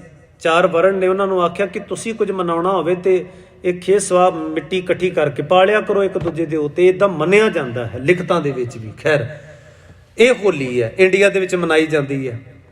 ਭਾਰਤੀ ਲੋਕ ਉੱਥੇ ਮਨਾਉਂਦੇ ਨੇ, ਸੈਲੀਬ੍ਰੇਟ ਕਰਦੇ ਨੇ ਇਸ ਰੂਪ ਦੇ ਵਿੱਚ। ਔਰ ਗੁਰੂ ਸਾਹਿਬ ਨੇ, ਗੁਰੂ ਕਲਗੀਧਰ ਸੱਚੇ ਪਾਤਸ਼ਾਹ ਜੀ ਨੇ ਜਿਹੜਾ ਹੋਲਾ ਮਹੱਲਾ ਦਿੱਤਾ ਨਾ, ਉਹ ਬਦਲ ਨਹੀਂ ਹੈ ਕਿਸੇ ਚੀਜ਼ ਦਾ। ਇੱਦਾਂ ਨਹੀਂ ਕਿ ਬਈ ਚਲੋ ਹੋਲੀ ਹੈ ਤੁਸੀਂ ਹੋਲਾ ਮਹੱਲਾ ਮਨਾ ਲਵੋ। ਹੋਲਾ ਮਹੱਲਾ ਰਲਦਾ ਨੇਮ ਹੈ ਹੋਲੀ ਦੇ, ਪਰ ਅਰਥ ਬਹੁਤ ਵੱਖਰੇ ਜੇ ਉਹਦੇ। ਹੋਲਾ ਦਾ ਅਰਥ ਹੁੰਦਾ ਹੈ ਹੱਲਾ ਕਰਨਾ, ਅਟੈਕ ਕਰਨਾ। ਇਹਦਾ ਕਿਤੇ ਹੈ ਰੰਗਣ ਦੇ ਨਾਲ ਤੇ ਖੇਡਣ ਦੇ ਨਾਲ। ਹੋਲਾ ਦਾ ਅਰਥ ਹੁੰਦਾ ਹੈ ਅਟੈਕ ਕਰਨਾ, ਹਮਲਾ ਕਰਨਾ। ਤੇ ਮਹੱਲਾ ਦਾ ਅਰਥ ਹੁੰਦਾ ਹੈ ਉਹ ਪਲੇਸ ਚੁਣਨਾ ਜਿੱਥੇ ਤੁਸੀਂ ਹਮਲਾ ਕਰਨਾ ਹੈ, ਭਾਵ ਟਾਰਗੇਟ ਚੂਜ਼ ਕਰਨਾ, ਆਪਣਾ ਏਮ ਨਿਸ਼ਚਿਤ ਕਰਨਾ, ਆਪਣੀ ਮੰਜ਼ਿਲ ਜਿਹੜੀ ਉਹ ਸਪਸ਼ਟ ਕਰਨੀ। ਇਹ ਭਾਵ ਹੁੰਦਾ। ਮਹੱਲਾ ਦਾ ਅਰਥ ਹੈ ਪਲੇਸ, ਉਹ ਜਗ੍ਹਾ ਜਿੱਥੇ ਹਮਲਾ ਕਰਨਾ ਹੈ, ਭਾਵ ਜਿੱਥੇ ਅਟੈਕ ਕਰਨਾ ਹੈ, ਜਿੱਥੇ ਤੁਹਾਡਾ ਫੋਕਸ ਹੋਵੇ, ਜਿੱਥੇ ਤੁਸੀਂ ਪਹੁੰਚ ਕਰਨੀ ਹੈ। ਤੇ ਇੱਥੇ ਗੱਲ ਹਮਲੇ ਦੀ ਇਹ ਨਹੀਂ ਹੈ ਕਿ ਤੁਸੀਂ ਮਰਨ ਮਰਾਉਣ ਦਾ ਕੰਮ ਕਰਨਾ ਹੈ। ਮੈਂ ਅਕਸਰ ਇਹ ਸਾਂਝ ਪਾਉਣਾ, ਗੁਰੂ ਮਹਾਰਾਜ ਜੀ ਨੇ ਕਿਰਪਾਨ ਇਸ ਕਰਕੇ ਨਹੀਂ ਦਿੱਤੀ ਕਿ ਥੋੜੀ ਬਹੁਤੀਆਂ ਗੱਲਾਂ ਜਦੋਂ ਤੁਹਾਨੂੰ ਬਰਦਾਸ਼ਤ ਨਾ ਹੋ ਤੇ ਮਿਆਨ ਚੋਂ ਕੱਢ ਕੇ ਤੇ ਅਗਲੇ ਨੂੰ ਵਿਖਾਉਣ ਲੱਗ ਪਓ। ਇਸ ਕਰਕੇ ਨਹੀਂ ਹੈਗੀ। ਬੜੀ ਪਿਆਰੀ ਕਿਸੇ ਨੇ ਗੱਲ ਲਿਖੀ ਹੈ ਕਿ ਗੁਰੂ ਤਾਂ ਕਾਇਲ ਰਬਾਬ ਤੋਂ ਕਰਦਾ ਹੈ, ਕਿਰਪਾਨ ਤਾਂ ਗੁਰੂ ਮਹਾਰਾਜ ਨੇ ਰਬਾਬ ਦੀ ਰਾਖੀ ਲਈ ਰੱਖੀ ਸੀ। ਉਹ ਕਾਇਲ ਤੇ ਰਬਾਬਾਂ ਨਾਲ ਕਰਦਾ ਹੈ। ਕਲਗੀਧਰ ਮਹਾਰਾਜ ਤਾਊਸ ਨਾਲ ਕੀਰਤਨ ਕਰਦੇ ਸਨ, ਜਿਹੜੇ ਅਸੀਂ ਉਹਨਾਂ ਨੂੰ ਵਿਖਾ ਦਿੱਤਾ ਨਾ ਅੱਜ ਫਿਲਮਾਂ ਦੇ ਵਿੱਚ ਜਾਂ ਫੋਟੋਆਂ ਦੇ ਵਿੱਚ। ਬਸ ਜੰਗਾਂ ਵਿੱਚ ਹੀ ਵਿਖਾਉਂਦੇ ਆ। ਕਦੀ ਕਲਗੀਧਰ ਮਹਾਰਾਜ ਦੇ ਹੱਥ 'ਚ ਗੁਟਕਾ ਫਕਾਇਆ ਫੋਟੋ ਬਣਾਉਣ ਵਾਲੇ ਨੇ? ਕਦੀ ਗੁਰੂ ਗੋਬਿੰਦ ਸਿੰਘ ਮਹਾਰਾਜ ਨੂੰ ਤਾਊਸ ਵਜਾ ਕੇ ਤੇ ਕੀਰਤਨ ਕਰਦਿਆਂ ਵਿਖਾਇਆ? ਕਿੱਡੀ ਬੇਈਮਾਨੀ ਹੈ ਸਾਡੇ ਸਮਾਜ ਦੇ ਵਿੱਚ, ਕਿੱਡੀ ਕਾਣੀ ਵੰਡ ਕਰਦੇ ਹਾਂ ਅਸੀਂ। ਤੇ ਕਦੀ ਗੁਰੂ ਨਾਨਕ ਨੂੰ ਡੰਡਾ ਚਲਾਉਂਦਿਆਂ ਨਹੀਂ ਵਿਖਾਇਆ। ਅਜੇ ਉਹ ਡੰਡਾ ਚਲਾਉਂਦੇ ਸਨ ਤੇ ਡੰਡਾ ਰੱਖਦੇ ਸਨ ਆਪਣੇ ਨਾਲ। ਭਾਈ ਗੁਰਦਾਸ ਜੀ ਦੀਆਂ ਲਿਖਤਾਂ ਦੇ ਵਿੱਚ ਲਿਖਿਆ, ਆਸਾ ਹੱਥ ਕਿਤਾਬ ਕੱਛ ਕੁਜਾ ਬਾਂਗ ਮਸੱਲਾ ਧਾਰੀ। ਪੋਥੀ ਤੇ ਨਾਲ ਆਸਾ ਦਾ ਅਰਥ ਹੁੰਦਾ ਸੀ ਡੰਡਾ। ਹੁਣ ਜੰਗਲ ਚੋਂ ਲੰਘ ਕੇ ਜਾਣਾ ਹੈ, ਬਿਆਬਾਨ ਜੰਗਲ ਹੈ, ਜਾਨਵਰ ਅੱਗੇ ਆ ਸਕਦੇ ਨੇ, ਤੇ ਨਿੱਕੀ ਨਿੱਕੀ ਗੱਲ ਤੇ ਜੋਗੀ ਸਿੱਧ ਤੇ ਧਾਰਮਿਕ ਆਗੂ ਗਲ ਪੈਂਦੇ ਹੋਣਗੇ ਬਾਬੇ ਨਾਨਕ ਦੇ। ਤੇ ਨਿਹੱਥਾ ਤੇ ਬਾਬਾ ਨਾਨਕ ਕਿਤੇ ਲੋਟਾ ਹੱਥ 'ਚ ਫੜ ਕੇ ਥੋੜਾ ਲੜਦਾ ਹੋਏਗਾ। ਅਸੀਂ ਗੁਰੂ ਨਾਨਕ ਦੀਆਂ ਅੱਡੀਆਂ ਮੈਲੀਆਂ ਤੇ ਪਾਟੀਆਂ ਵਿਖਾਉਣਾ ਹੀ ਨਹੀਂ ਪਸੰਦ ਕਰਦੇ। ਅਸੀਂ ਗੁਰੂ ਨਾਨਕ ਦਾ ਚੋਲਾ ਲੀਰੋ ਲੀਰ ਵੇਖਣਾ ਹੀ ਨਹੀਂ ਚਾਹੁੰਦੇ। ਅਸੀਂ ਗੁਰੂ ਨਾਨਕ ਦੇ ਸਿਰ ਤੇ ਸਜੀ ਹੋਈ ਦਸਤਾਰ ਪੁਰਾਣੀ ਉਹ ਇਸ ਰੂਪ 'ਚ ਝਾਕ ਹੀ ਨਹੀਂ ਪਾਉਣਾ ਚਾਹੁੰਦੇ। ਅਸੀਂ ਗੁਰੂ ਨਾਨਕ ਦਾ ਚਿਹਰਾ ਜਿਹੜਾ ਉਹ ਝੂੜੀਆਂ ਪਈਆਂ ਹੋਣ ਤੇ ਦਾੜਾ ਬਿਖਰਿਆ ਹੋਵੇ, ਇਹ ਸਾਨੂੰ ਬਰਦਾਸ਼ਤ ਹੀ ਨਹੀਂ ਹੋ ਸਕਦਾ ਵੇਖਣਾ। ਕਿਉਂਕਿ ਅਸੀਂ ਖੂਬਸੂਰਤੀ ਚਾਹੁੰਦੇ ਰਹੇ ਹਾਂ ਤੇ ਖੂਬਸੂਰਤੀ ਦੀ ਝਲਕ ਹੀ ਵੇਖਣਾ ਚਾਹੁੰਦੇ ਹਾਂ। ਅਸੀਂ ਉਹ ਗੁਰੂ ਨਾਨਕ ਨੂੰ ਪਸੰਦ ਨਹੀਂ ਕਰਾਂਗੇ ਜੋ ਅਸਲ ਗੁਰੂ ਨਾਨਕ ਸੀ, ਜਿਹੜਾ 60,000 ਪੈਂਡਾ ਤੈਅ ਕਰਕੇ ਜੰਗਲਾਂ ਚੋਂ ਤੇ ਪਹਾੜਾਂ ਨੂੰ ਸਰ ਕਰਦਾ ਹੋਇਆ ਲੰਮੇ ਪੈਂਡਿਆਂ ਦੇ ਵਿੱਚ ਤੇ ਗਰਦਿਸ਼ ਵਿੱਚ ਹੋਏਗਾ ਕਿ ਤੁਹਾਡੇ ਭਾਣੇ ਉਹਦੀਆਂ ਅੱਡੀਆਂ ਜਿਹੜੀਆਂ ਨੇ ਉੱਦਾਂ ਸੁਰਖਰੂ ਹੋਣਗੀਆਂ ਜਿਵੇਂ ਫੋਟੋਆਂ 'ਚ ਦਿਖਾਤੀਆਂ ਆਪਾਂ। ਖੁਸ਼ਕੀਆਂ ਪੈ ਜਾਂਦੀਆਂ ਨੇ ਸਰੀਰ ਤੇ ਜਦੋਂ ਉਹਨਾਂ ਇਲਾਕਿਆਂ 'ਚੋਂ ਲੰਘੀਦਾ ਹੁੰਦਾ। ਤੇ ਗੁਰੂ ਕਰੀਮਾਂ ਲੈ ਕੇ ਨਹੀਂ ਸੀ ਨਾਲ ਤੁਰਦੇ ਹੁੰਦੇ, ਮੈਨੂੰ ਖਿਮਾ ਕਰਿਓ ਜੇ। ਗੁਰੂ ਨਾਨਕ ਮਹਾਰਾਜ ਕੋਈ ਨਾਲ ਫਰੂਟ ਤੇ ਕੋਈ ਡਰਾਈ ਫਰੂਟ ਲੈ ਕੇ ਨਹੀਂ ਸਨ ਚੱਲਦੇ, ਕਿਸੇ ਲਾਲੀਆਂ ਭਖਦੀਆਂ ਉਹਨਾਂ ਦੇ ਚਿਹਰੇ ਤੇ ਵੇਖਣਾ ਚਾਹੁੰਦੇ ਆ। ਕਿੱਥੇ ਖਾਣ ਨੂੰ ਮਿਲਣਾ ਤੇ ਕਿੱਥੇ ਭੁੱਖੇ ਰਾਤ ਸੌਣਾ ਪੈ ਸਕਦਾ ਹੈ, ਕਿੱਥੇ ਪਿੰਡ ਵਾਲੇ ਨਾ ਵੜਨ ਦੇਣ ਤੇ ਕਿੱਥੇ ਸਤਿਕਾਰ ਹੋ ਰਿਹਾ ਹੋਵੇ ਤੇ ਆਪਣੇ ਘਰ ਭਾਈ ਲਾਲੋ ਕੋਦਰੇ ਦਾ ਪ੍ਰਸ਼ਾਦਾ ਥਾਲ ਦੇ ਵਿੱਚ ਪਰੋਸ ਕੇ ਦੇ ਰਿਹਾ ਹੋਵੇ। ਸੰਭਾਵਨਾ ਬਹੁਤ ਵੱਡੇ ਪੱਧਰ ਤੇ ਬੈਠੀਆਂ ਨੇ, ਸੰਭਾਵਨਾ ਹੀ ਸੰਭਾਵਨਾ ਸਨ, ਕਿੱਥੇ ਕੀ ਹੋ ਜਾਏਗਾ। ਪਰ ਮੈਨੂੰ ਖਿਮਾ ਕਰਿਓ, ਮੇਰੇ ਵਰਗਾ ਕਮਜ਼ੋਰ ਜਿਗਰਾ ਨਾ ਗੁਰੂ ਨਾਨਕ ਨੂੰ ਸਰੂਪ 'ਚ ਅੱਜ ਬਰਦਾਸ਼ਤ ਵੀ ਨਹੀਂ ਕਰ ਸਕਦਾ ਵੇਖ ਕੇ। ਸਾਨੂੰ ਚਾਹੀਦਾ ਕੂਲਾ ਜਾ ਰੱਬ, ਕੂਲਾ ਜਾ ਪੋਲਾ ਜਾ ਗੁਰੂ, ਸੌਫਟ ਜਾ ਹੋਵੇ, ਜਿਹਦੀਆਂ ਅੱਖਾਂ ਬਿਲਕੁਲ ਐ ਬਣਾਈਆਂ ਹੋਣੀਆਂ ਚਾਹੀਦੀਆਂ ਨੇ ਤੇ ਜਿਹਦੇ ਪੂਰੇ ਸਰੀਰ ਤੇ ਦਾੜਾ ਐ ਜਿਵੇਂ ਬਿਲਕੁਲ ਫਿਕਸੋ ਨਾਲ ਸੈੱਟ ਕੀਤਾ ਹੋਵੇ। ਸਾਨੂੰ ਉਹ ਚੰਗਾ ਲੱਗਣਾ, ਕਿਉਂਕਿ ਮੇਰੇ ਅੰਦਰ ਉੱਦਾਂ ਬਣਨ ਦੀ ਚਾਹਤ ਹੈ। ਮੈਨੂੰ ਉੱਦਾਂ ਦਾ ਗੁਰੂ ਨਹੀਂ ਚਾਹੀਦਾ ਜਿਹੜਾ ਐਵੇਂ ਬਿਖਰਿਆ ਜਾ ਹੋਵੇ ਤੇ ਕੱਪੜੇ ਪਾਟੇ ਜੇ ਪਾਇਆ ਹੋਵੇ ਤੇ ਅੱਡੀਆਂ ਪਾਟੀਆਂ ਹੋਣ। ਮੈਨੂੰ ਨਹੀਂ ਇਹੋ ਜਿਹਾ ਗੁਰੂ ਚਾਹੀਦਾ। ਮੈਨੂੰ ਧਰਮ ਵੀ ਉੱਦਾਂ ਦਾ ਚਾਹੀਦਾ ਜਿਹੜਾ ਮੇਰੇ ਦਾਇਰੇ ਦੇ ਵਿੱਚ ਮੈਨੂੰ ਹੁਕਮ ਕਰੇ। ਮੈਨੂੰ ਮਰਿਆਦਾ ਵੀ ਉਨੀ ਕੁ ਚਾਹੀਦੀ ਹੈ ਜਿਹੜੀ ਮੈਨੂੰ ਮਾਫਕ ਆਉਂਦੀ ਹੋਵੇ, ਤੇ ਮੈਨੂੰ ਰੱਬ ਵੀ ਉੱਦਾਂ ਦਾ ਚਾਹੀਦਾ ਜਿਹੜੀਆਂ ਮੇਰੀਆਂ ਖੁਆਇਸ਼ਾਂ ਸੁਣਨ ਵਾਲਾ ਹੋਵੇ। ਇਹ ਹਕੀਕਤ ਹੈ ਸਾਧ ਸੰਗਤ ਜੀ। ਸਾਡੇ ਵਿੱਚੋਂ ਬਹੁਤੇ ਤਸੱਵਰ ਇੱਦਾਂ ਹੀ ਰੱਬ ਦਾ ਤੇ ਗੁਰੂ ਦਾ, ਧਰਮ ਦਾ ਤੇ ਮਰਿਆਦਾ ਦਾ ਲੈ ਕੇ ਤੁਰਦੇ ਹਨ। ਉਹਨਾਂ ਨੂੰ ਚੀਜ਼ਾਂ ਮਾਫਕ ਨਹੀਂ ਹੁੰਦੀਆਂ। ਅਜੇ ਇੱਥੇ ਤੇ ਗੁਰੂ ਦੁਹਾਈ ਪਾ ਕੇ ਕਹਿੰਦਾ ਹੈ, ਜੋ ਗੁਰ ਕਹੈ ਸੋਈ ਭਲ ਮਾਨੋ, ਹਰ ਹਰ ਕਥਾ ਨਿਰਾਲੀ, ਸੋ ਸਿੱਖ ਸਖਾ ਬੰਦਪ ਹੈ ਭਾਈ, ਜੇ ਗੁਰ ਕੇ ਭਾਣੇ ਵਿੱਚ ਆਵੇ। ਆਪਣੇ ਭਾਣੇ ਜੋ ਸਾਨੂੰ ਫਿੱਟ ਬਹਿੰਦਾ ਹੈ, ਸਾਡਾ ਦਾਇਰਾ ਹੈ ਜਿਹੜਾ ਆਪਣੇ ਭਾਣੇ, ਜੋ ਚੱਲੇ ਭਾਈ ਵਿਛੁੜ ਚੋਟਾਂ ਖਾਵੇ, ਉਹ ਆਪਣੇ ਗੁਰੂ ਸਿਧਾਂਤਾਂ ਤੋਂ ਟੁੱਟ ਕੇ ਖੁਆਰੀ ਦਾ ਰਾਹ ਅਪਣਾ ਲੈਂਦਾ ਹੈ। ਗੁਰੂ ਰਾਮਦਾਸ ਮਹਾਰਾਜ ਕਹਿੰਦੇ ਨੇ, ਹਰਨਾਖਸ਼ ਪਿਓ ਹੈ ਭਾਵੇਂ, ਪਰ ਕੰਮ ਦੁਸ਼ਟਾਂ ਵਾਲੇ ਕੀਤੇ ਕਰਮ ਮਾੜੇ ਨੇ ਤੇ ਦੁਸ਼ਟ ਹੀ ਗਿਣਿਆ ਜਾਣਾ ਚਾਹੀਦਾ। ਪੈਦਾ ਕਰਨ ਵਾਲਾ ਪਿਓ ਆਪਣੀ ਥਾਂ ਇੱਕ ਦਰਜਾ ਲਏਗਾ, ਪਰ ਕਰਮ ਦਾ ਨਿਆਂ ਅਸੂਲਾਂ ਦੇ ਵਿੱਚ ਜਦੋਂ ਪਰਖਿਆ ਜਾਏਗਾ ਤੇ ਪਿਓ ਤੇ ਪੁੱਤ ਨਹੀਂ ਪਰਖਿਆ ਜਾਏਗਾ, ਉੱਥੇ ਕਰਮ ਵਾਚੇ ਜਾਣਗੇ। ਕਰਮੀ ਆਪੋ ਆਪਣੀ, ਪੁੱਤਰ ਦਾ ਤੇ ਪਿਓ ਦਾ ਕਰਮ ਡਿਫਰੈਂਟ ਹੋਣਾ ਚਾਹੀਦਾ, ਦਿਖਾਈ ਦੇਣਾ ਚਾਹੀਦਾ। ਵਿਖਾਈ ਦੇ ਆਹ ਕਰਮ ਇਹਦਾ, ਆਹ ਕਰਮ ਇਹਦਾ, ਆਹ ਪਤਨੀ ਦਾ, ਪਤੀ ਦਾ, ਮਾਂ ਬਾਪ ਦਾ, ਬੱਚਿਆਂ ਦਾ ਕਰਮ ਹੈ। ਤੇ ਕਰਮੀ ਕਰਮੀ ਹੋਏ ਵਿਚਾਰ, ਇਹ ਅਸੂਲ ਹੁੰਦੇ ਨੇ। ਅਸੀਂ ਅੱਜ ਕਰਮਾਂ ਦੀ ਵਾਚਨਾ ਹੀ ਕਰਨੀ ਭੁੱਲ ਗਏ ਹਾਂ ਕਿ ਕਿਹਦਾ ਕਰਮ ਕੀ ਹੈ। ਅਸੀਂ ਉਹਦੇ ਵੇਖਣ ਲੱਗ ਪਏ ਹਾਂ। ਮੈਨੂੰ ਖਿਮਾ ਕਰਿਓ, ਜਿਸ ਅਕਾਲ ਦੇ ਤਖਤ ਤੇ ਅੱਜ ਸਰਕਾਰੀ ਜਥੇਦਾਰ ਬਿਠਾ ਕੇ ਤੇ ਸਿਰਫ ਇਹੀ ਅਸੀਂ ਉਹਨਾਂ ਦੇ ਮੂੰਹੋਂ ਸੁਣਨਾ ਚਾਹੁੰਦੇ ਹਾਂ ਕਿ ਜਿਹੜੇ ਵੱਡੇ ਰਾਜਨੀਤਿਕ ਨੇ ਉਹਨਾਂ ਨੂੰ ਫਖਰੇ ਕੌਮ ਕਹਿ ਕੇ ਬੁਲਾਓ, ਤੇ ਜਿਹੜਾ ਵਾਕਈ ਫਖਰ ਰੱਖਣ ਵਾਲਾ ਕੌਮ ਦਾ ਕੋਈ ਹੀਰਾ ਹੈ ਉਹਨੂੰ ਪੰਥ ਚੋਂ ਛੇਕਣਾ ਅਸੀਂ ਪ੍ਰਵਾਨ ਕਰ ਜਾਈਏ। ਇੱਕ ਐਸਾ ਜਿਗਰਾ ਹੈ ਉਸ ਕੌਮ ਦਾ। ਜਿਹੜੇ ਚੰਗੇ ਦਾਨੇ ਬੰਦੇ ਸਾਡੀਆਂ ਸਾਹਮਣੇ, ਅੱਖਾਂ ਸਾਹਮਣੇ ਘਰ ਬਿਠਾ ਦਿੱਤੇ ਜਾਣ, ਤੇ ਜਿਹੜੇ ਬੰਦਿਆਂ ਦੀ ਪੰਜਾਬ ਦੇ ਵਿੱਚ ਕੋਈ ਦੇਣ ਨਾ ਹੋਵੇ, ਨਸ਼ੇ ਹੱਥਾਂ ਤੇ ਥਮਾ ਕੇ ਤੇ ਸਾਨੂੰ ਗੁਨਾਹਾਂ ਦੇ ਵਹਿਣ ਦੇ ਵਿੱਚ ਪਾ ਦੇਣ, ਤੇ ਸਾਡੇ ਬੱਚਿਆਂ ਦੇ ਉਹਨਾਂ ਦੀਆਂ ਲਾਸ਼ਾਂ ਦੇ ਉੱਤੇ ਆਪਣੀਆਂ ਵੱਡੀਆਂ ਕੁਰਸੀਆਂ ਸਜਾ ਲੈਣ। ਅਸੀਂ ਕਹਿੰਦੇ ਹਾਂ ਜੀ ਇਹ ਤੇ ਸਨਮਾਨਯੋਗ ਬੰਦੇ ਨੇ। ਤੇ ਉਹਨਾਂ ਨੂੰ ਦੇਣ ਵਾਲਾ ਕੌਣ ਹੈ? ਗੁਰੂ ਹਰਗੋਬਿੰਦ ਸਾਹਿਬ ਮਹਾਰਾਜ ਜੀ ਦਾ ਮੁਕੱਦਸ ਸਥਾਨ ਤੇ ਬੈਠਾ ਹੋਇਆ ਇੱਕ ਅਦਨਾ ਜਿਹਾ ਬੰਦਾ। ਮੈਨੂੰ ਖਿਮਾ ਕਰਿਓ ਜੀ, ਜੇ ਜਥੇਦਾਰਾਂ ਦੀ ਲਿਸਟ ਤੁਸੀਂ ਫੋਲਣੀ ਸ਼ੁਰੂ ਕਰੋਗੇ ਨਾ ਤੇ ਤੁਹਾਨੂੰ ਗੁਰਦੁਆਰਾ ਸੁਧਾਰ ਲਹਿਰ ਤੋਂ ਪਹਿਲਾਂ ਤੁਹਾਨੂੰ ਕੋਈ ਜਥੇਦਾਰ ਅਕਾਲ ਤਖਤ ਦਾ ਦਿਖਾਈ ਦੇ ਜੇ ਤੇ ਮੇਰੀ ਜਾਣਕਾਰੀ 'ਚ ਵਾਧਾ ਕਰ ਦਿਓ ਜੀ। ਤੁਹਾਡੇ ਕੋਲ ਅਗਰ ਕੋਈ ਹੋਵੇ ਨਾ ਤੇਜਾ ਸਿੰਘ ਨਾਂ ਤੋਂ ਪਹਿਲਾਂ ਜਥੇਦਾਰ, ਤੇ ਮੇਰੀ ਜਾਣਕਾਰੀ 'ਚ ਵਾਧਾ ਕਰ ਦਿਓ ਜੀ। ਜਿਹੜੀ ਚੀਜ਼ ਹੈ ਹੀ ਨਹੀਂ ਉਹ ਮੜ ਦਿੱਤੀ ਕੌਮ ਦੇ ਸਿਰ ਤੇ। ਸਾਡਾ ਜਥੇਦਾਰ ਗੁਰੂ ਗ੍ਰੰਥ ਸਾਹਿਬ ਮਹਾਰਾਜ, ਜਥਾ ਸਾਡਾ ਪੰਥ। ਉਸ ਤੋਂ ਪਹਿਲਾਂ ਮੈਨੂੰ ਵਿਖਾ ਦਿਓ ਕਿ ਤਖਤਾਂ ਤੇ ਕੋਈ ਬੰਦਾ ਬੈਠ ਕੇ ਕੌਮ ਨੂੰ ਹੁਕਮ ਕਰਿਆ ਕਰਦਾ ਸੀ। ਦਿਖਾ ਦਿਓ ਇਤਿਹਾਸ ਵਿੱਚ ਕੋਈ ਹੈਗਾ ਤੇ ਇਹੋ ਜਿਹਾ ਥਾਂ। ਮੜ ਦਿੱਤਾ ਗਿਆ, ਗੋਰਿਆਂ ਵੱਲੋਂ ਰਾਜ ਸਥਾਪਿਤ ਕੀਤਾ ਗਿਆ। ਇਸ ਤਰ੍ਹਾਂ ਪਤਾ ਨਹੀਂ ਅਸੀਂ ਕਿਵੇਂ ਐਕਸੈਪਟ ਕਰ ਜਾਂਦੇ ਹਾਂ ਸਾਰੀਆਂ ਗੱਲਾਂ। ਤੇ ਅੱਜ ਉਹੀ ਬੰਦਾ ਤੁਸੀਂ ਵੇਖ ਲਓ ਉਹ ਕਿੱਦਾਂ ਦੇ ਹੁਕਮ ਚਲਾਉਂਦਾ, ਕਿੱਦਾਂ ਦੀਆਂ ਚਰਚਾਵਾਂ ਛੇੜਦਾ। ਕੌਮ ਦੇ ਵਿੱਚ ਇੱਕ ਚੀਜ਼ ਥੋੜ੍ਹਾ ਰਹਿ ਗਈ ਹੈ, ਕੈਲੰਡਰ ਵੀ 2 ਕੱਢਤੇ ਤੇ ਮਰਿਆਦਾ ਵੀ 6 ਕੱਢ ਦਿੱਤੀਆਂ। ਅਕਾਲੀ ਦਲਾਂ ਦਾ ਢੇਰ ਲਾਤਾ। ਸਿੱਖ ਸਟੂਡੈਂਟ ਫੈਡਰੇਸ਼ਨ ਦੀਆਂ ਤੁਸੀਂ ਭੀੜਾਂ ਹੀ ਭੀੜਾਂ ਵੇਖ ਸਕਦੇ ਹੋ। ਤੁਸੀਂ ਇੱਕ ਚੂਜ਼ ਕਰ ਸਕਦੇ ਹੋ ਕਿ ਆਹ ਚੀਜ਼ ਰਾਈਟ ਹੈ, ਇਹੀ ਠੀਕ ਹੈ। ਏਕਾ ਕਰਨ ਲਈ ਕੀ ਉਹਨਾਂ ਲੋਕਾਂ ਨੇ ਕਦੀ ਕੋਸ਼ਿਸ਼ਾਂ ਵੀ ਕੀਤੀਆਂ ਵੀ ਕੌਮ ਇੱਕ ਸੁਰਤਾ ਦੇ ਵਿੱਚ ਜੁੜ ਜਾਏ, ਇੱਕ ਹੋ ਜਾਏ? ਕਿੱਦਾਂ ਖਿੰਡਾ ਪੈਦਾ ਕੀਤਾ ਗਿਆ। ਔਰ ਖਿੰਡਾ ਦੇ ਬਾਅਦ ਅੱਜ ਕਲਪਨਾ ਪੰਥ ਡੁੱਬ ਚੱਲਾ ਹੈ, ਪੰਥ ਗਰਕ ਚੱਲਾ ਹੈ, ਪੰਥ ਰਹਿ ਗਿਆ ਹੈ। ਉਹ ਨਹੀਂ ਗੁਰੂ ਪਿਆਰਿਓ, ਤੁਹਾਡਾ ਇੱਕ ਪਰਿਵਾਰ ਜਿਹੜਾ ਕਾਬਜ ਸੀ, ਲੋਕਾਂ ਦੀ ਚੋਣ ਨੇ ਉਹਨਾਂ ਨੂੰ ਵਗਾ ਮਾਰਿਆ ਤੇ ਘਰਾਂ 'ਚ ਬਿਠਾ ਦਿੱਤਾ, ਜਿਹੜਾ ਹੋਣਾ ਪਹਿਲਾਂ ਚਾਹੀਦਾ ਸੀ। ਬਹੁਤ ਲੇਟ ਹੋ ਗਈ ਕੌਮ, ਤਾਂ ਬਹੁਤ ਸਮਾਂ ਲੰਮਾ ਗੁਜ਼ਰਨ ਦੇ ਬਾਅਦ ਕਿਤੇ ਸਮਝ ਪਈ ਹੈ। ਸ਼ੁਕਰ ਕਰਨਾ ਚਾਹੀਦਾ ਸੀ ਉੱਥੇ ਬੈਠ ਕੇ ਤਾਂ, ਕਿ ਹੁਣ ਚੰਗਾ ਹੋਇਆ ਜੇ ਗੰਦਗੀ ਪਾਸੇ ਹੋਈ ਹੈ। ਹੁਣ ਕਿਤੇ ਤੁਸੀਂ ਉਸ ਸੰਸਥਾ ਦੀ ਪਾਕ ਪਵਿੱਤਰਤਾ ਦੀ ਰੂਪ ਸਰੂਪ ਬਣਾਉਣ ਦੀ ਕੋਸ਼ਿਸ਼ ਵਿੱਚ ਜੁਟੋ। ਹੋਣਾ ਤੇ ਇਦਾਂ ਚਾਹੀਦਾ ਸੀ ਸੋਚ ਵਿੱਚ, ਪਰ ਨਹੀਂ।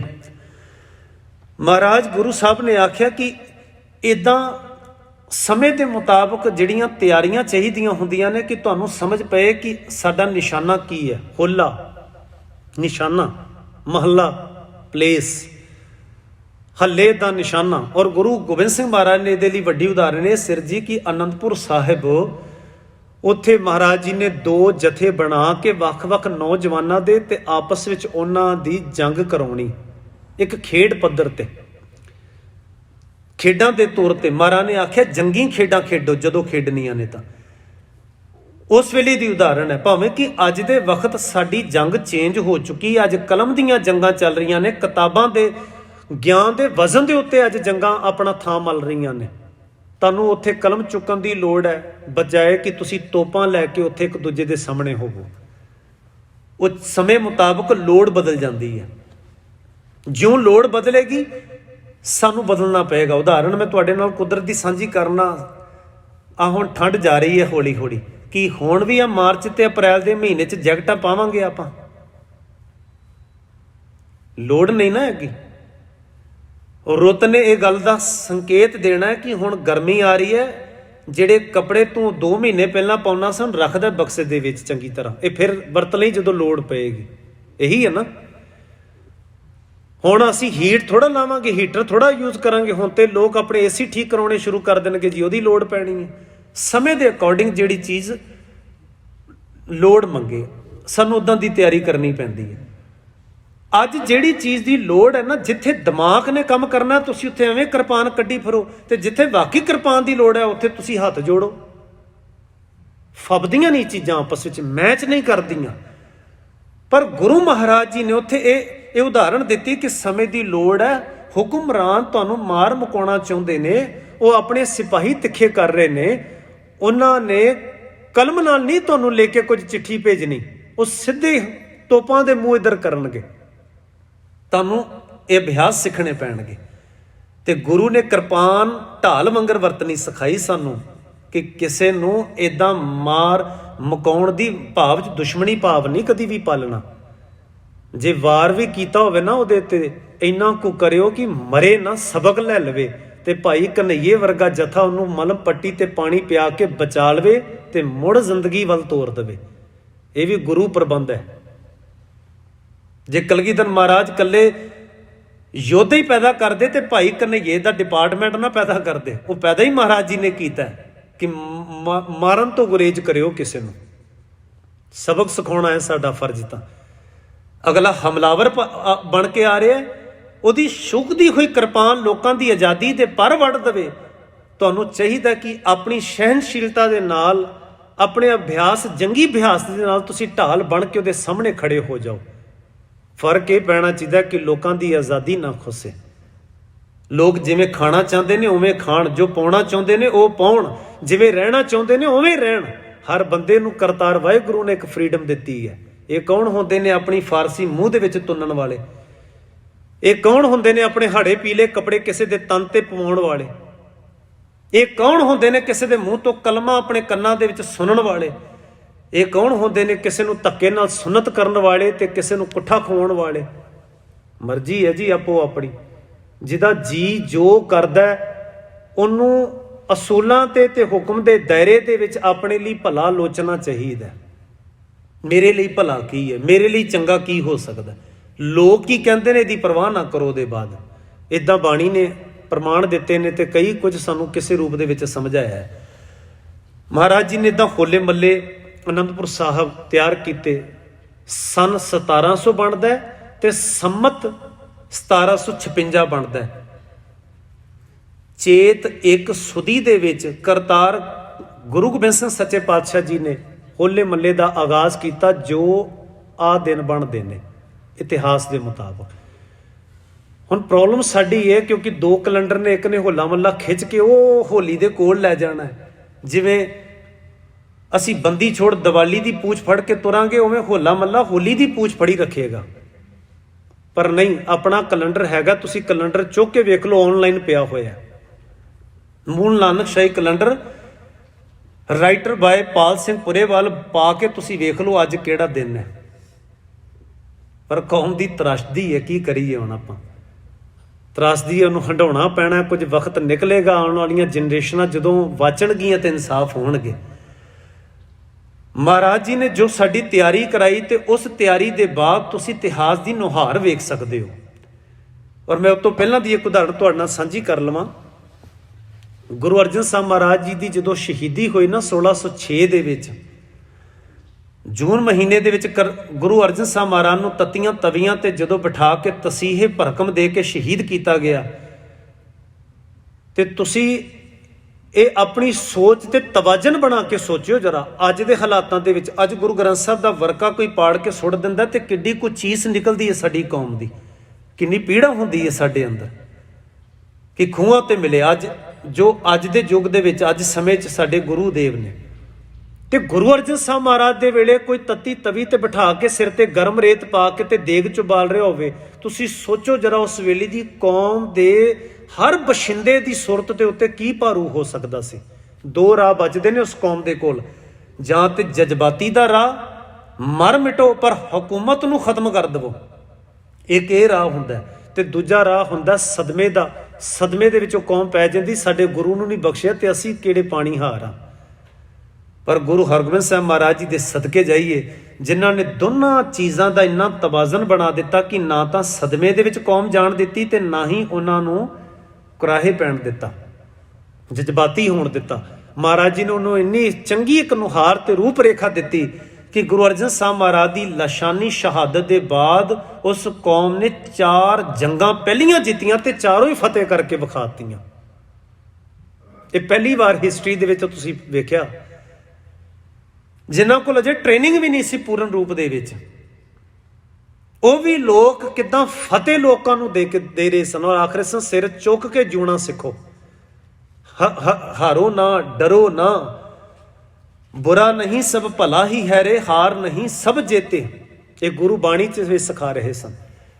ਗੁਰੂ ਤੇਗ ਬਹਾਦਰ ਮਹਾਰਾਜ ਜੀ ਦੀ ਅਦੁੱਤੀ ਸ਼ਹਾਦਤ, ਭਾਈ ਮਤੀ ਦਾਸ, ਭਾਈ ਸਤੀ ਦਾਸ, ਭਾਈ ਦਿਆਲਾ ਜੀ ਦੀ ਮਹਾਨ ਕੁਰਬਾਨੀ ਇਤਿਹਾਸ ਦੇ ਇੱਕ ਨਵੇਂ ਵਰਕੇ ਸਿਰਜ ਰਹੀ ਸੀ। ਤੇ ਗੁਰੂ ਗੋਬਿੰਦ ਸਿੰਘ ਮਹਾਰਾਜ ਜੀ ਦੀਆਂ 14 ਜੰਗਾਂ ਦੀ ਫਤਿਹ ਉਹ ਇਹਨਾਂ ਅਭਿਆਸਾਂ ਦੇ ਵਿੱਚੋਂ ਨਿਕਲ ਆਈ ਹੈ, ਜਿਹੜਾ ਹੋਲਾ ਮੱਲਾ ਸੀ। ਤੇ ਗੁਰੂ ਮਹਾਰਾਜ ਜੀ ਨੇ ਆਖਿਆ ਕਿ ਡਰਨਾ ਘਬਰਾਉਣਾ ਕਦੀ ਨਹੀਂ ਜ਼ਿੰਦਗੀ 'ਚ ਚਾਹੀਦਾ, ਤੁਹਾਨੂੰ ਤਿਆਰੀ ਰੱਖੋ, ਜੋ ਸਮੇਂ ਦੀ ਲੋੜ ਹੈ ਉਹਦੀ ਤਿਆਰੀ ਕਰੋ, ਜਿੱਦਾਂ ਦੀ ਵੀ ਲੋੜ ਹੈ। ਤੇ ਅੱਜ ਜਿਹੜੀ ਸਮੇਂ ਦੀ ਲੋੜ ਹੈ ਉਹ ਤੁਹਾਡੇ ਸਾਹਮਣੇ ਹੈ। ਚੰਗੇ ਸੋਚ ਵਾਲੇ ਰਾਜਸੀ ਬੱਚੇ ਪੈਦਾ ਕਰਨੇ ਅੱਜ ਸਾਡੀ ਮੁੱਢਲੀ ਲੋੜ ਹੈ। ਧਾਰਮਿਕਤਾ ਤੇ ਬਹੁਤ, ਮੈਨੂੰ ਖਿਮਾ ਕਰਿਓ, ਕੀਰਤਨੀ ਜਥਿਆਂ ਦੀ ਵਗਾਂ ਤੁਰਦੀਆਂ ਪਈਆਂ ਨੇ ਅੱਜ, ਤੇ ਪ੍ਰਚਾਰਕ ਢਾਡੀ ਰਾਗੀ ਕੋਈ ਘਾਟਾ ਨਹੀਂ ਜੀ ਹੈਗੀਆਂ ਕੌਮ ਦੇ ਵਿੱਚ। ਅੱਜ ਇਹ ਨਹੀਂ ਕਵਾਂਗੇ ਇੱਟ ਪੁੱਟੋ, ਇੱਟ ਦੇ ਉੱਤੇ ਵੀ ਚੜੇ ਨੇ ਤੇ ਲਾਗੇ ਵੀ 4-5 ਖਲੋਤੇ ਨੇ, ਬਹੁਤ ਢੇਰ ਹੈ। ਜਿਹੜੀ ਚੀਜ਼ ਦੀ ਕਮੀ ਹੈ ਉਧਰ ਨਹੀਂ ਜਾ ਰਹੇ ਅਸੀਂ, ਔਰ ਜਿਹੜੀ ਚੀਜ਼ ਦੀ ਮੰਗ ਹੋ ਰਹੀ ਹੈ ਉਧਰ ਮੂੰਹ ਨਹੀਂ ਕਰ ਪਾ ਰਹੇ ਆਪਾਂ, ਉਹਨੂੰ ਭੰਡਣ ਤੇ ਲੱਗੇ ਹੋਏ ਆ ਆਪਾਂ। ਰਾਜਨੀਤੀ ਨਹੀਂ ਹੋਣੀ ਚਾਹੀਦੀ, ਰਾਜਨੀਤੀ ਬਹੁਤ ਮਾੜੀ ਹੁੰਦੀ ਹੈ। ਬਾਣੀ ਪੜ੍ਹ ਕੇ ਚੰਗੀ ਰਾਜਨੀਤੀ ਸੋਚ ਗੁਰੂ ਤੋਂ ਤੇ ਇਤਿਹਾਸ ਤੋਂ ਲੈਣ ਦੀ ਲੋੜ ਹੈ, ਕਿਉਂਕਿ ਅਸੀਂ ਦੇਖੀ ਮਾੜੀ ਇਸ ਕਰਕੇ ਸੁਰਤ ਤੇ ਭਾਰੂ ਹੀ ਉਹ ਹੈ। ਸਾਡੇ ਪ੍ਰੋਬਲਮ ਤਾਂ ਸਾਡੀ ਇਹ ਨਾ, ਸਾਡਾ ਫੋਕਸ ਹੀ ਉਹਨਾਂ ਕੋਲ ਹੁੰਦਾ। 5000 ਤੋਂ ਵੱਧ ਸ਼ਬਦ ਗੁਰੂ ਗ੍ਰੰਥ ਸਾਹਿਬ ਜੀ ਦੇ ਵਿੱਚ ਮੁਕੰਮਲ ਬੰਦੇ ਦੀ ਜ਼ਿੰਦਗੀ ਨੂੰ ਔਰ ਬਿਹਤਰ ਬਣਾਉਣ ਨੂੰ ਹੀ ਦਿੱਤੇ ਗਏ ਨੇ। ਭੱਟਾਂ ਨੇ ਇਦਾਂ ਥੋੜਾ ਕਿਹਾ ਮਹਾਰਾਜ ਵਾਸਤੇ, ਰਾਜ ਜੋਗ ਤੈ ਮਾਣਿਓ। ਗੁਰੂ ਮਹਾਰਾਜ ਨੂੰ ਆਖਿਆ ਤੁਸੀਂ ਰਾਜ ਤੇ ਜੋਗ ਮਾਣੇ ਆ, ਦੋਵੇਂ ਚੀਜ਼ਾਂ ਮਾਣੀਆਂ ਨੇ। ਏਦਾਂ ਨਹੀਂ, ਕਲਗੀਧਰ ਮਹਾਰਾਜ ਨੂੰ ਭਾਈ ਨੰਦ ਲਾਲ ਜੀ ਨੇ ਇਹ ਗੱਲ ਆਖਿਆ, ਬਾਦਸ਼ਾਹ ਦਰਵੇਸ਼ ਗੁਰੂ ਗੋਬਿੰਦ ਸਿੰਘ ਦੋਵੇਂ ਚੀਜ਼ਾਂ ਨਾਲ ਤੁਰਦੀਆਂ ਨੇ। ਅਸੀਂ ਦਰਵੇਸ਼ ਦਾ ਰਸਤਾ ਤੇ ਦੇਖ ਲਿਆ, ਬਾਦਸ਼ਾਹੀ ਵਾਲਾ ਰਸਤੇ ਤੋਂ ਘਬਰਾਉਣ ਲੱਗ ਪਏ। ਅਸੀਂ ਜੋਗ ਵਾਲੇ ਰਸਤੇ ਤੇ ਪੈ ਗਏ, ਪਰ ਰਾਜ ਵਾਲੇ ਪਾਸੇ ਸਾਡੇ ਮੂੰਹ ਬੰਦ ਹੋ ਗਏ। ਅਸੀਂ ਪੀਰੀ ਦਾ ਰਸਤਾ ਤਾਂ ਅਪਣਾ ਲਿਆ, ਮੀਰੀ ਵਾਲਾ ਪਾਸਾ ਅਸੀਂ ਆਖਦੇ ਹਾਂ ਬੰਦ ਹੀ ਕਰ ਦੇਵੇ, ਦੀ ਲੋੜ ਹੀ ਕੋਈ ਨਹੀਂ ਹੈਗੀ। ਨਹੀਂ ਗੁਰੂ ਪਿਆਰਿਓ, ਬੈਲੈਂਸ ਜ਼ਿੰਦਗੀ ਦਾ ਗੁਰੂ ਨੇ ਦੋ ਤਰਜ਼ਾਂ ਦੇ ਉੱਤੇ ਦਿੱਤਾ ਹੈ ਕਿ ਸਮਾਜ ਦੇ ਵਿੱਚ ਦੋ ਚੀਜ਼ਾਂ ਤੁਰਦੀਆਂ ਨੇ। ਇੱਕ ਤਾਂ ਚੰਗੇ ਪੜ੍ਹੇ ਦਾਨੇ ਗਿਆਨਵਾਨ ਬੰਦੇ ਸਮਾਜ ਦੇ ਵਪਾਰੀਕਰਨ ਦੇ ਵਿੱਚ ਹਿੱਸਾ ਪਾ ਕੇ ਲੋਕਾਂ ਦੀ ਰੋਜ਼ੀ ਰਿਜ਼ਕ ਦਾ ਪ੍ਰਬੰਧ ਕਰਦੇ ਨੇ। ਇਹ ਦੂਸਰੇ ਪਾਸੇ ਹੁੰਦਾ ਹੈ ਚੰਗੀ ਨੀਤੀਆਂ ਘੜ ਕੇ ਰਾਜ ਪ੍ਰਬੰਧ ਕਰਕੇ ਲੋਕਾਂ ਦੀ ਹਿਫਾਜ਼ਤ ਲਈ, ਲੋਕਾਂ ਦੇ ਹੱਕਾਂ ਲਈ, ਉਹਨਾਂ ਦੇ ਜੀਵਨ ਨੂੰ ਸੋਹਣਾ ਤਰਜ ਦੇਣ ਲਈ ਉਹ ਕੁਝ ਨੀਤੀ ਘਾੜੇ ਬਿਠਾਉਂਦੇ ਨੇ। ਇਹ ਦੋਵੇਂ ਚੀਜ਼ਾਂ ਹੁੰਦੀਆਂ ਨੇ। ਔਰ ਅਰਦਾਸ ਵਿੱਚ ਵੀ ਅਸੀਂ ਇਹ ਗੱਲ ਕਹਿੰਦੇ ਹਾਂ, ਦੇਗ ਤੇਗ ਫਤਿਹ ਬਿਰਧ ਕੀ ਪੈਜ ਪੰਥ ਕੀ ਜੀਤ। ਤੇ ਕੜਾ ਪ੍ਰਸ਼ਾਦ ਨੂੰ ਕਿਹਾ ਜਾਂਦਾ ਦੇਗ, ਤੇ ਵਿੱਚ ਫੇਰੀ ਜਾਂਦੀ ਹੈ ਤੇਗ। ਇਹ ਕਰਮਕਾਂਡ ਨਹੀਂ ਅਸੀਂ ਬਾਹਮਣੀਵਾਦ ਫੜ ਲਿਆ ਕਿ ਖੀਰਾਂ 'ਚ ਵੀ ਕਿਰਪਾਨਾਂ ਤੇ ਪਕੌੜਿਆਂ 'ਚ ਵੀ ਕਿਰਪਾਨਾਂ ਤੇ ਦੇਹ ਕਿਰਪਾਨਾਂ ਤੇ ਕਿਰਪਾਨਾਂ ਹਰ ਜਗ੍ਹਾ ਲੱਗੇ ਹੋਏ ਆ। ਸਿਰਫ ਅਰਦਾਸ ਵਿੱਚ ਦੇਗ ਤੇਗ ਫਤਿਹ ਦੀ ਗੱਲ ਹੈ। ਰਹਿਤ ਮਰਿਆਦਾ ਦੇ ਵਿੱਚ ਸਿਰਫ ਤਾਂ ਸਿਰਫ ਕੜਾਹ ਪ੍ਰਸ਼ਾਦ ਦੇ ਵਿੱਚ ਕਿਰਪਾਨ ਭੇਟ ਕਰਨ ਦੀ ਗੱਲ ਹੈ। ਦੂਜੀ ਤੀਜੀ ਸਾਡੀਆਂ ਕਾਢਾਂ ਨੇ, ਇਹ ਸਾਡੀ ਜਿੱਦ ਵੀ ਹੈ, ਇਹ ਹਕੀਕਤ ਹੈ। ਕੋਈ ਮੰਨੇ ਜਾਂ ਨਾ ਮੰਨੇ, ਸਾਡੀ ਜਿੱਦ ਹੈ ਜਿਹੜਾ ਅਸੀਂ ਗੁਰੂ ਸਿਧਾਂਤਾਂ ਦੇ ਸਾਹਮਣੇ ਅੜ ਕੇ ਕਰਨਾ ਚਾਹੁੰਦੇ ਹਾਂ।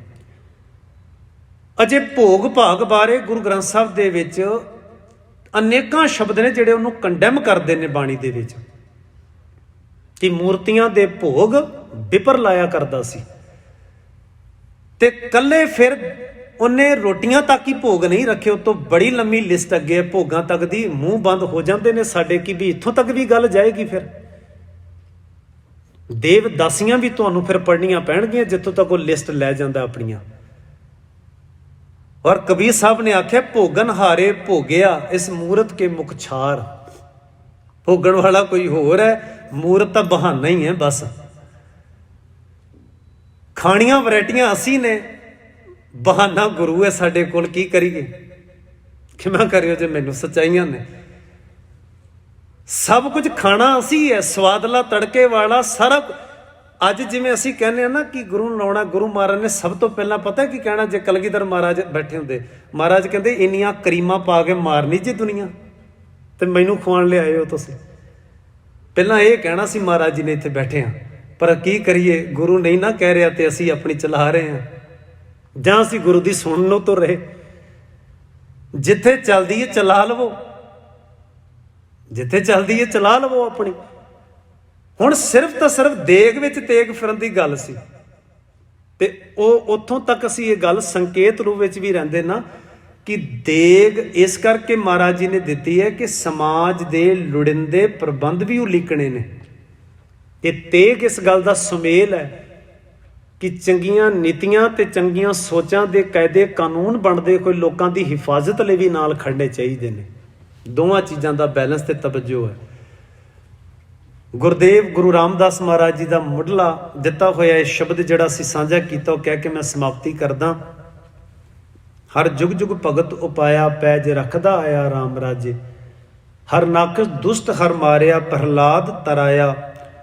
ਅਹੰਕਾਰੀਆਂ ਨਿੰਦਕਾਂ ਪਿੱਠ ਦੇ, ਨਾਮ ਦਿਓ ਮੁਖ ਲਾਇਆ।